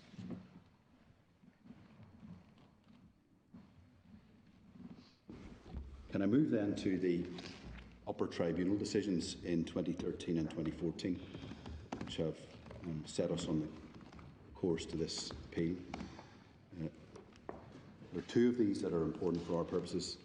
The first one is a decision called JO and others, which is at page 1247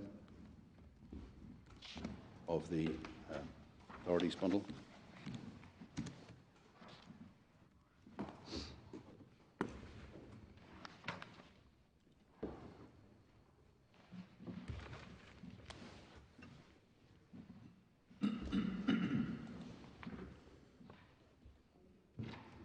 So again, it's another family group challenging removal decisions on the basis of Article 8 breach, and you can see that from the introduction, page 1248. I won't go through all of that. The decision letter is set out, page 1249, which refers to consideration have been given to Section 55 of the 2009 Act, and the tribunal quotes all of that. Then Section 55 is dealt with on page 1250 and 1251. All of that's familiar to us.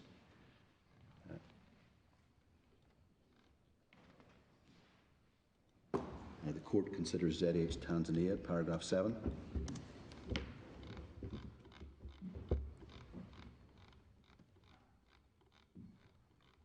Paragraph 8, you'll see at page 1253, in the middle paragraph, the tribunal draws particular attention to paragraphs 35 to 37 of Baroness Hale's judgment.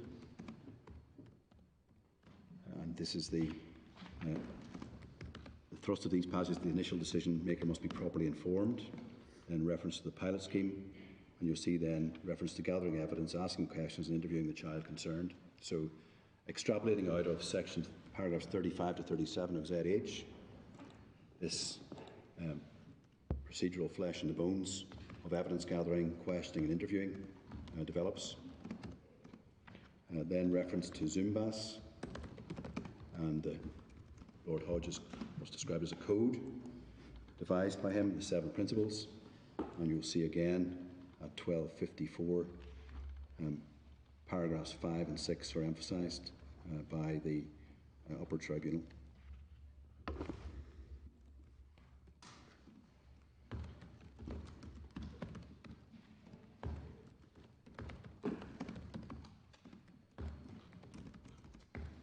So the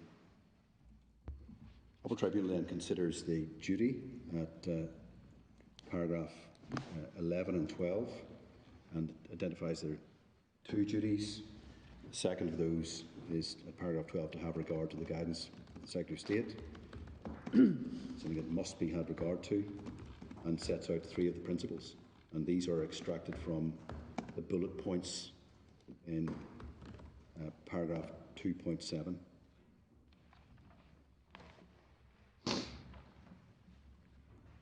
And one of the things which the later upper tribunal observes in Arturus is that in this analysis, the role of the parents, where there is a parent, is actually not referred to. So the last sentence of the fourth bullet point, paragraph 2.7, is not referred to at this stage of the analysis.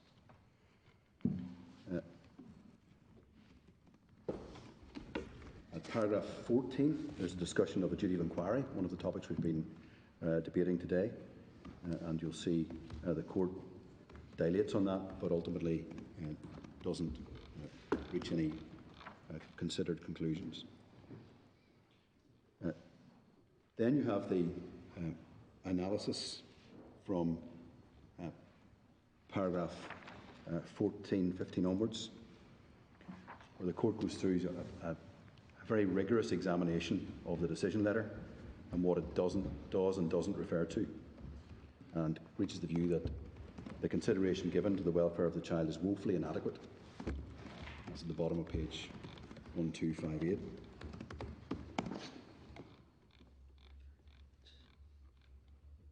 And you'll see at 17, the diagnosis.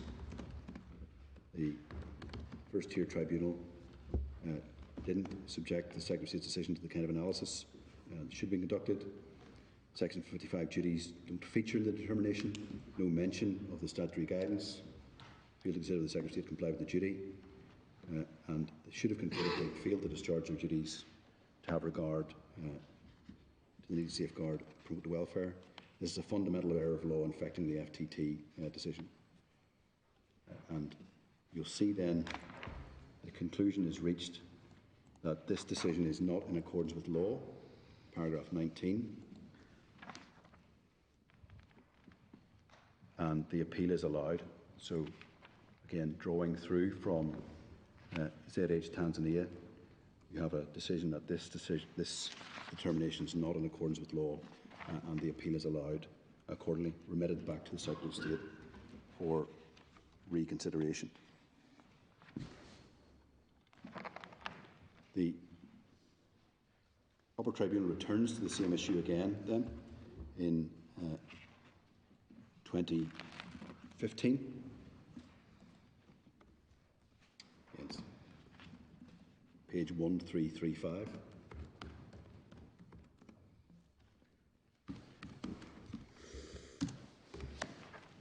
This is a criminal deportation case, and again the appellant is relying upon the existence of relationship with children to resist that. I'm sorry, I missed the page number. It's 1335, my lord. It's MK. MK, yes.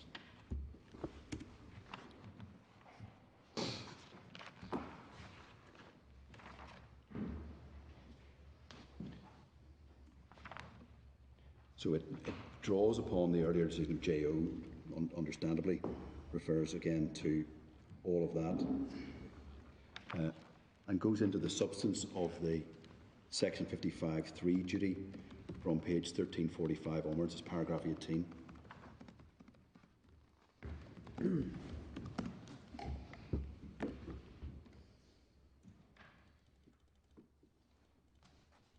And paragraph 19, the upper tribunal actually adverts back to AJ India and accepts that it isn't necessary to have specific reference to statutory guidance, although qualifies that. Notes that AJ India was referring to the first of the Section 55 duties and not the second, and that wasn't considered there. Then there's consideration of the passages in the judgment.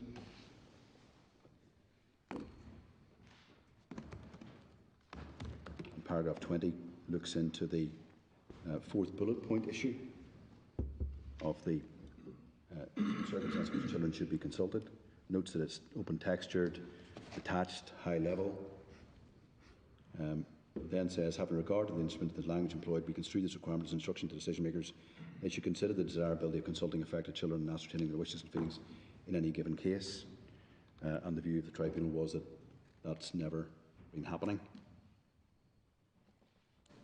Then the Court of 21, Tribunal rather, reverts back to consideration of references to the guidance.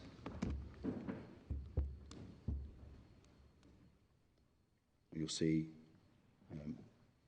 essentially a checklist approach is adopted here. Tribunal searches in vain for the decision letter for clues or indications. No reference to the statutory guidance, no quotation from it. Passages aren't produced. Possibility of consulting children is nowhere mentioned. None of the obligatory principles is given expression. No mention of the primary statutory provision. No indication the decision maker was alert to the discrete duty. And all of that lends weight to the tribunal's overall analysis. So they conclude there's a breach of Section 55. But they do consider that they have to move on from saying there's no express mention to whether you can infer that the decision maker had regard to the material parts. Yes, they do in this case. And again, we'll see when we come to the later Court of Appeal decisions, the position firms up again. I see. To a more rigid approach. So much of this I don't take issue with. This is, again, much of it is sound in those terms, and it does reflect AJ India, which it properly refers to. And why is this tribunal not itself looking at the substance of the matter? Why the passages you've shown us seem to be almost like a judicial review judgment? Yes, and that's a feature of these cases. The tribunal approaches them through the prism, essentially, of a judicial review function, when it has itself the capacity to conduct the substantive decision-making exercise itself. But it's not just the capacity, it's its duty, isn't it? Yes. So is there a passage in MK where the tribunal itself carries out its duty?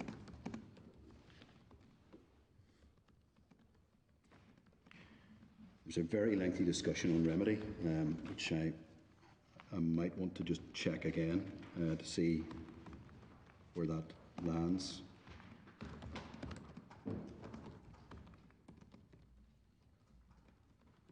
Because I think that the tribunal does consider its function, for example, of paragraph 39, page 1358.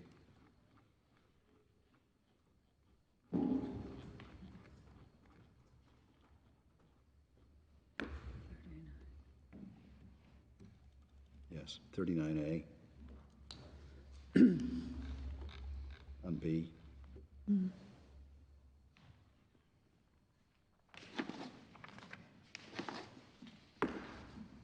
But was there a separate consideration of Article 8, or was that? Well, there is, insofar as it's looked at through the Section 55 duty. You'll see the ultimate conclusion of the court is that the claim made under Article 8 succeeds. So you'll see that at paragraph 48.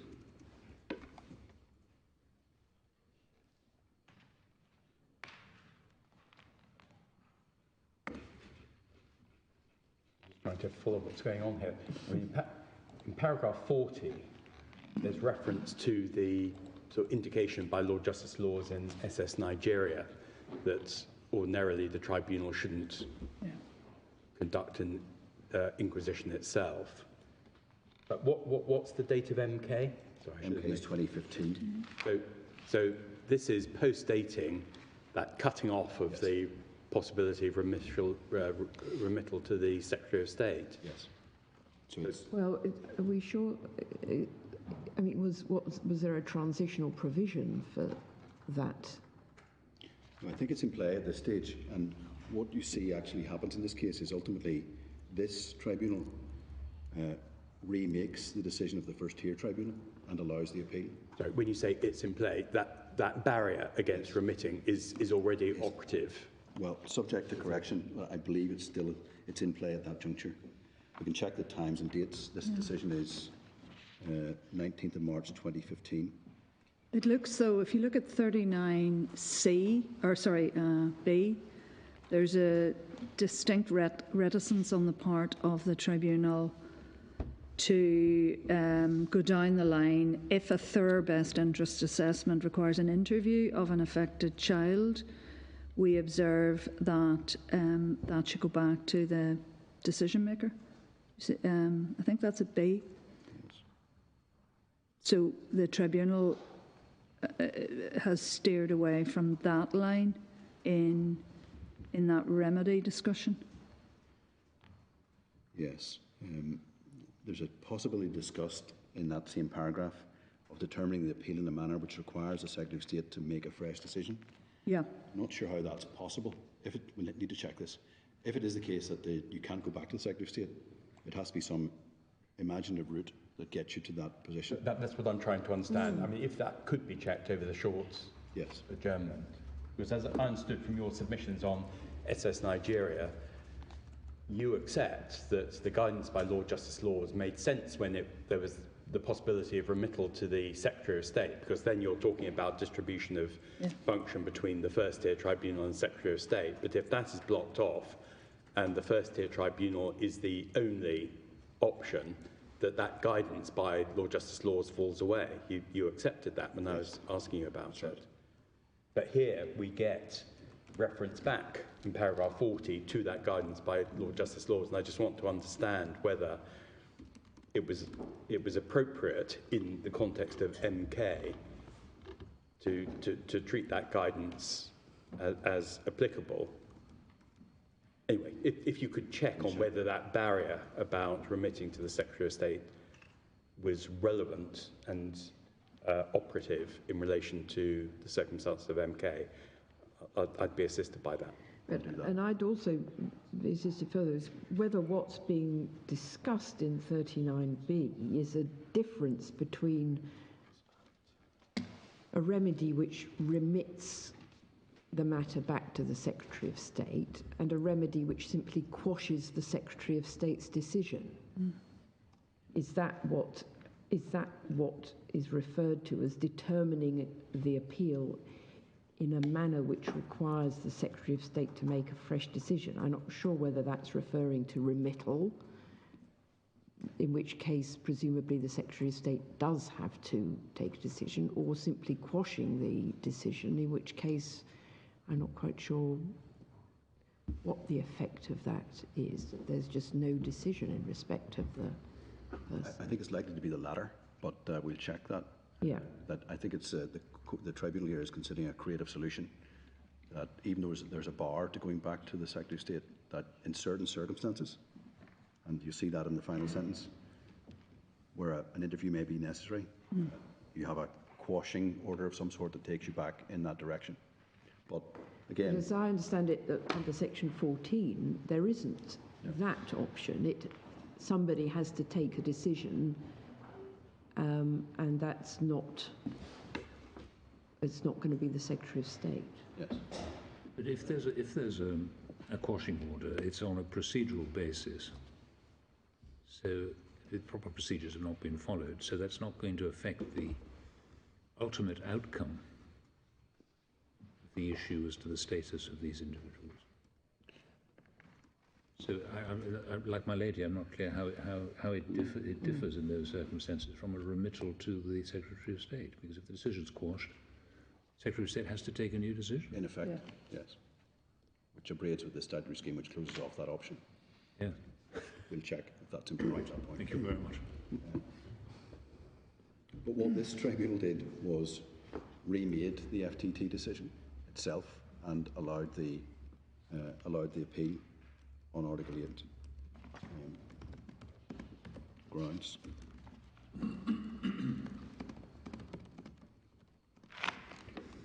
So those are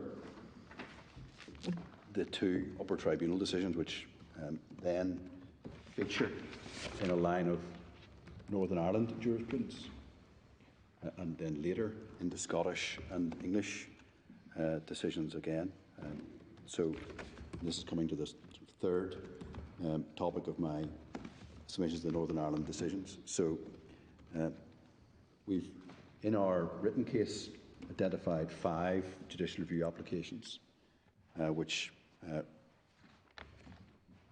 involved the application of JO and MK and resulted in remedies being afforded for breach of Section 55. I won't go through all of them in the interest of time, but we detail all of those in our written case from paragraphs 26 to 30, for the court's note. That's at page 1459. I picked two of these as illustrative. Case of ED, which is at page 1389, the 2018 decision. Sorry, page 1389. Thank you. That's ED, High Court judicial review of a criminal deportation decision. And this is a Section 55 point is in play. But here, here in a judicial review, what are the remedies that are available to the reviewing court? At this stage, you can have a quashing and remitting back to the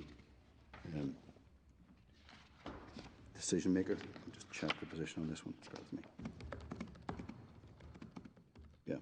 Well, if it's judicial review, that would be That's fine. the remedy. You quash and leave the decision maker to take a lawful order. But my question is, why are these coming up as judicial review cases? Why not appeals?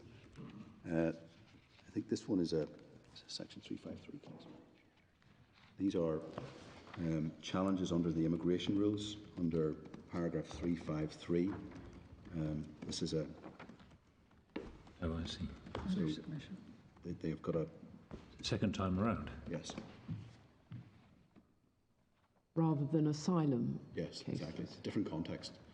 So we have a line of cases here. A number of these are 353 asylum cases, but the Section 55 issues in play and has been relied upon by the applicants repeatedly in a range of cases to seek quashing orders because of a failure to meet the criteria in 55.1 and 55.3. So is it a judicial review of the refusal of the Secretary of State to accept a fresh claim?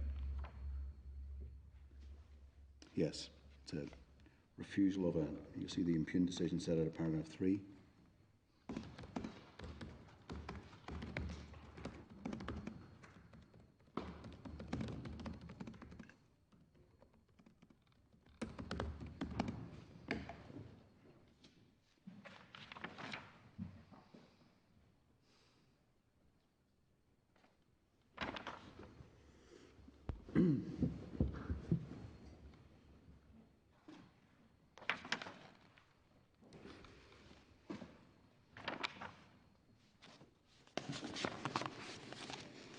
But, I mean, paragraph 5, Article 8 is being referred to.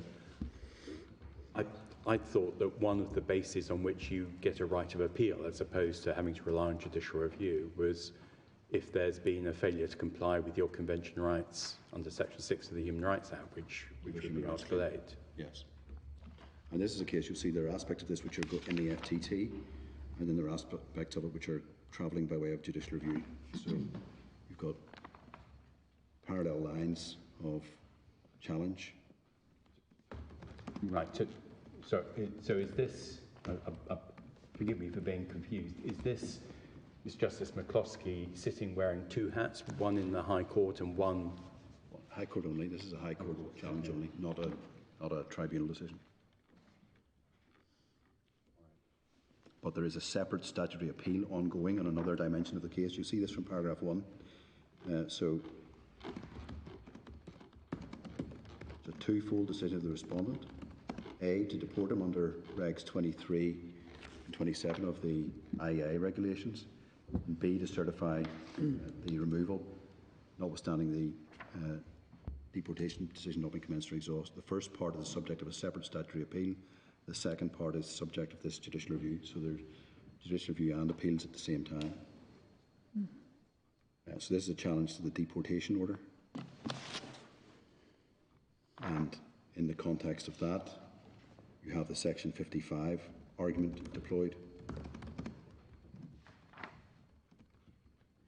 And you'll see then from page 1394, consideration of the applicant's grounds, which are Article 8 and Section 55. And then you have a recitation of JO. That's the upper tribunal decision. And then detailed consideration of that. Paragraph 15, the High Court's observing that in the previous period in the upper tribunal there were a large volume of such cases, no evidence of the performance of this duty by the Secretary of State on any of them, and others said the same. This case is another illustration of an incontestable breach by the Secretary of State of the duty imposed by Section 55(3). So the Court's concluding again the same type of problem is emerging on Section 55(3), and then it discusses the guidance, the principles, paragraph 2.7, and you'll see then in paragraph 19 the hardening of the Section 55(3) obligations.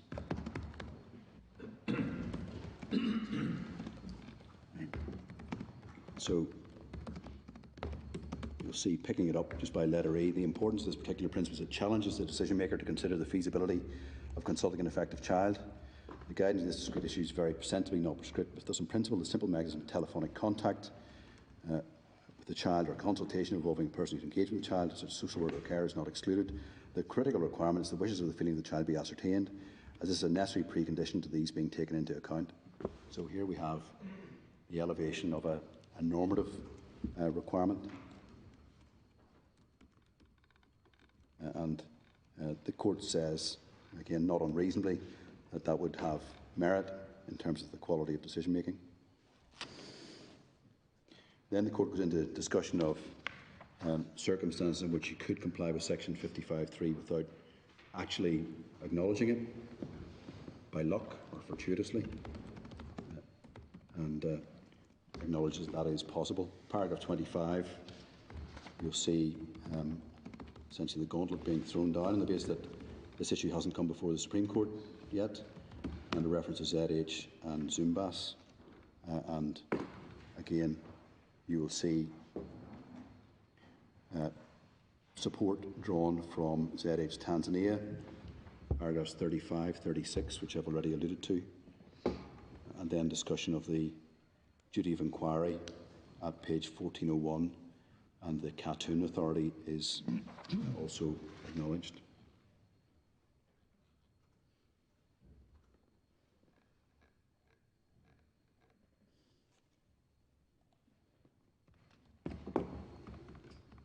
So, in that case, the Court found that, again in paragraph 39, there had been a breach of Section 55(3), a misdirection of law, and the relief that followed from that was that the Secretary of State should be obliged to make a fresh decision, and that would demonstrably evince conscious and conscientious compliance with Section 55(3).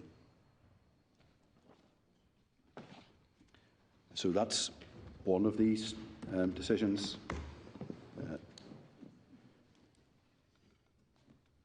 But that was in the context of a judicial review, Yes. where that was the appropriate remedy if there had been a breach. It wasn't a case where the court should have gone on to make its own assessment. Yes, that's right. On remedy, that's correct. There is what is live in terms of the analysis here is whether or not there has been a breach, and whether or not you have to go into the specifics as the Court identified in paragraph 19 of engaging with that particular type of contact. So these cases go to breach and evidence. The next one I wanted to show you was... Sorry, just before we move from this, in England and Wales, there are statutory provisions that were introduced sort of 2 or 3 years ago, which essentially say that if it can be seen that it's likely that the same decision would have been reached, notwithstanding a breach of law, a remedy is refused. Yes. My question is, are there equivalent provisions in Northern Ireland? Yes, the same provisions apply.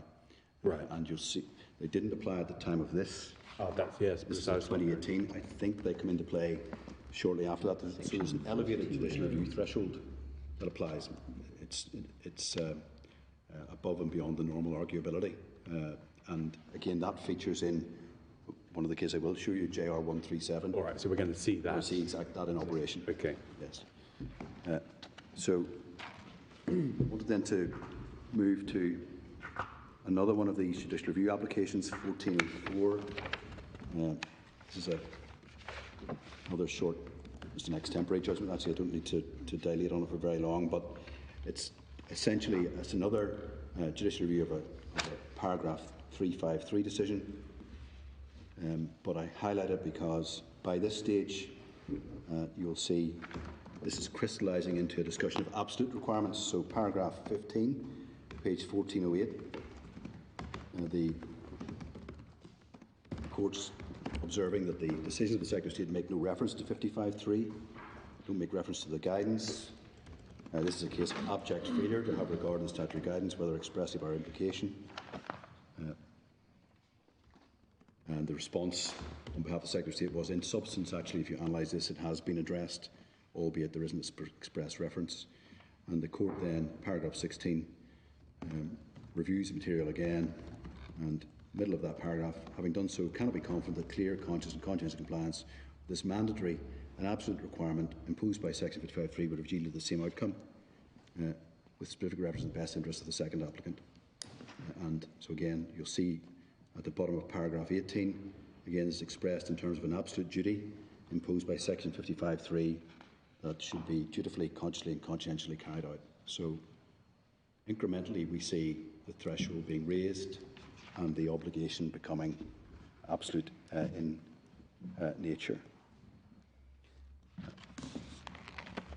So you say that this is, even though it does refer to whether or not you can infer from the decision letter that the duty has been complied with, you say this is a hardening because, in fact,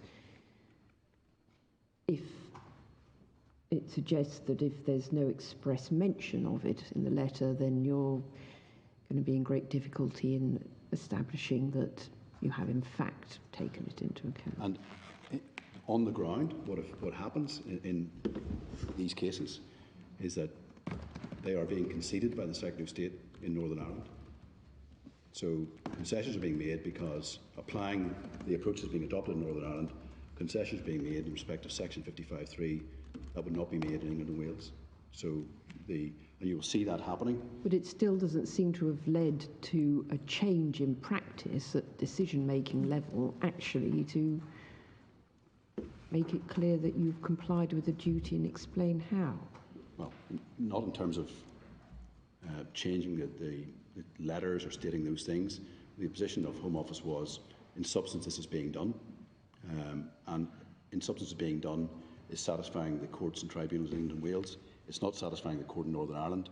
And we're going to continue on the way that they've been going to date. And that's why we keep having more and more of these challenges having essentially the same outcome.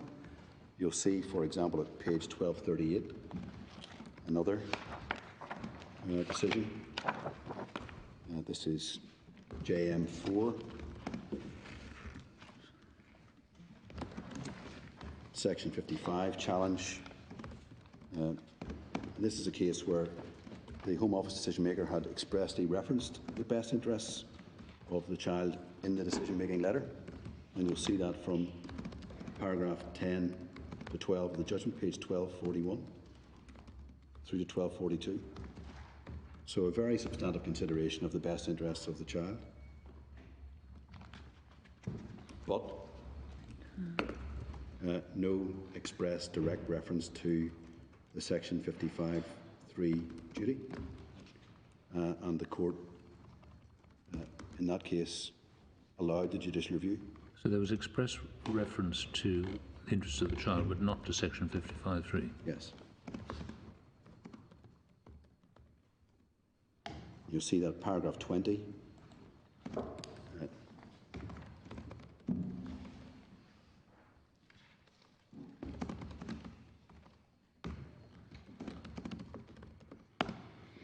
The court was invited decided to consider it in substance, but found paragraph 24 too many gaps, question marks, concerns to warrant conclusion that the demonstrated breach of section 55.3 has no material consequence. And in that case, the judicial review was allowed.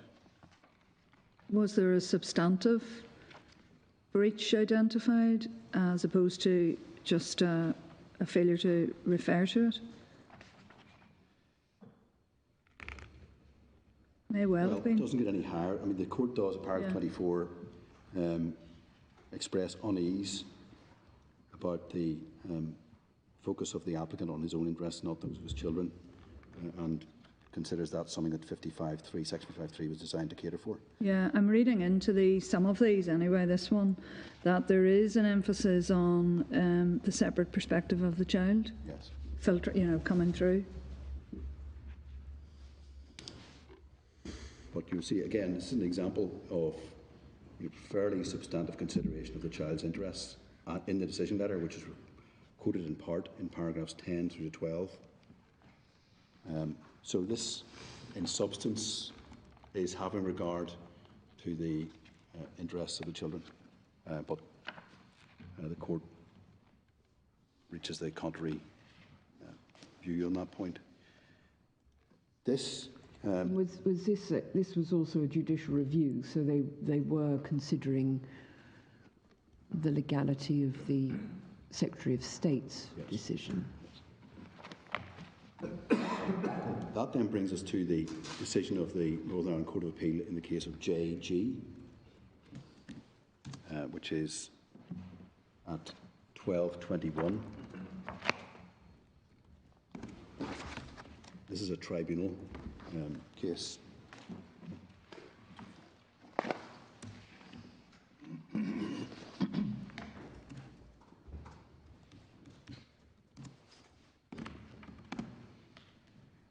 So it's a criminal deportation case.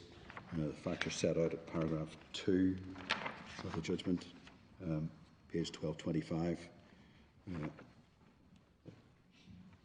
Two children of the relationship.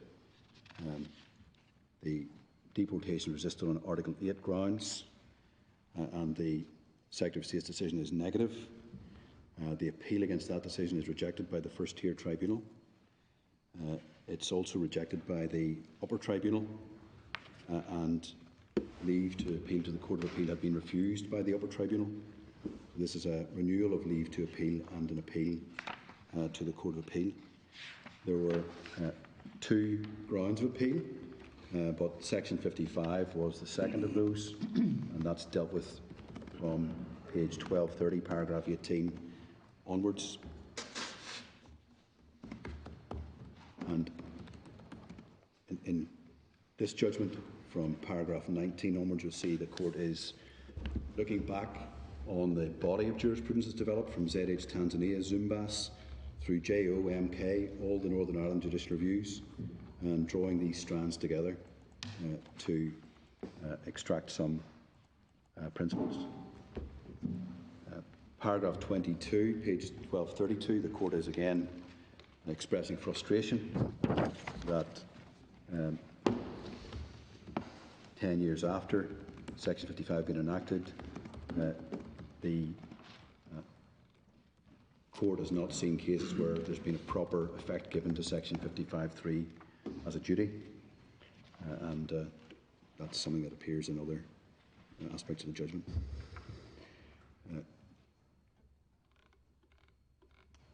Paragraph 24, you'll see the court's view that every breach of the Section 55.3 duty exposed the child to real risk, that his or her best interest was to be disregarded.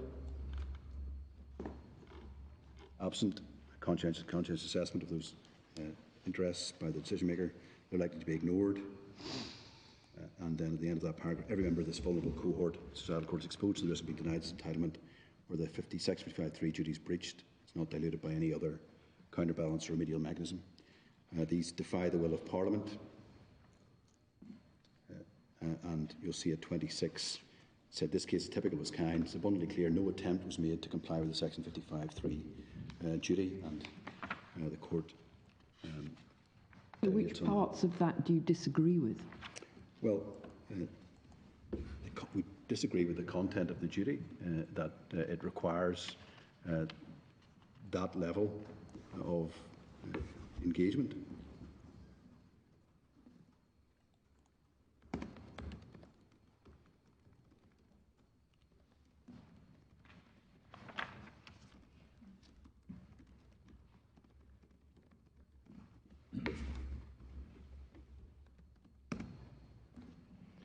We say, paragraph 30, the court again examines what's required for compliance with Section 55 generally, and Section 55(3) in particular.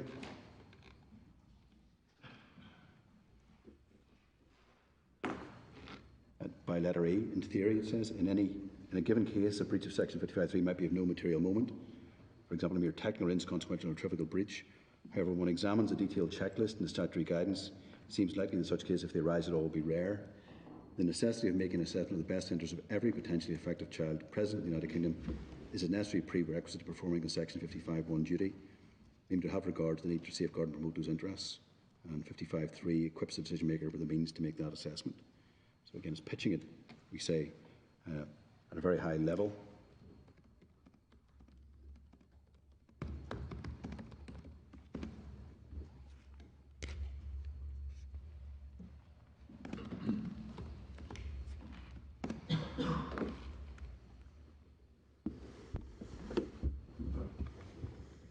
At 35, you'll see, looking at the evidence in the case. And you say that the mischief of pitching it at this high level is that it's creating a standard which appears to be more demanding than the Article 8 standard. Yes, exactly. And pitching it at that level in a manner that's seen as binary and has consequences that lead to remittal either to the Secretary of State or remittal to laterally the first tier tribunal.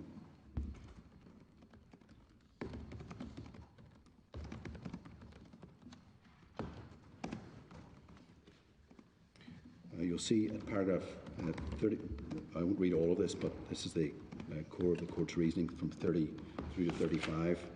You'll see at 34, acknowledgement in the last sentence that in many cases a breach of Section 55(3) is very properly conceded on behalf of the Secretary of State. That's true in Northern Ireland.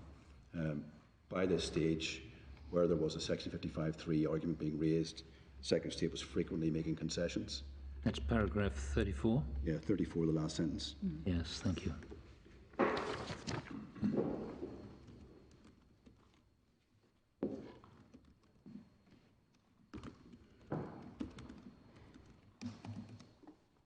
Right, and then in 36, there's the sort of cause and effect point, which Yes. you presumably disagree with. Because there's been a breach of 55(3), there must have been a breach of Article 8. Yes, just looking at it the wrong way around, we say. I mean, So you say that really Section 55 is to do with better evaluation of an Article 8 claim, and that's what should be the focus of attention. Exactly, that should be the focus. And that's been lost in the analysis by the focus on the fine detail of 55. Well, is the judge, the Court of Appeal in this case, not really going back to evidence as to best interests? Because you have to have that before you can evaluate best interests or conduct the Article 8 exercise. And looks here, there's reference to a psychologist's report in relation to a pre-teenage child, but again, it seems to me that the reference is really, or the issue really is back to proper evidence as to the actual best interests of the child and the child's perspective being missed or left out of the equation. This is a case where there was actually a psychologist's report before the tribunal. Yeah. So there actually was. You see that at paragraph 6 and 7. Yeah. No, that's referred to again at 35. Yes. I think. So there is substance to all of that. Yeah. And the point being, in other jurisdictions, that would be considered satisfactory in terms of reaching the Section 55(3) obligation. Well, the Court of Appeal there have said that it wasn't satisfied that a belatedly commissioned report is comprehensive in its assessment of the best interests of the child concerned. That's moving some distance from what Section 55 requires, though. A have regard duty is now having a concretised application, looking at the qualitative nature of psychologist reports. And we say we've travelled some distance from the parliamentary intention at that juncture. Yeah. I see the times just turned to 1, Lord, but if that's a convenient moment, Mr. McLean, we'll adjourn now. We'll resume at 2 o'clock. Thank you very much.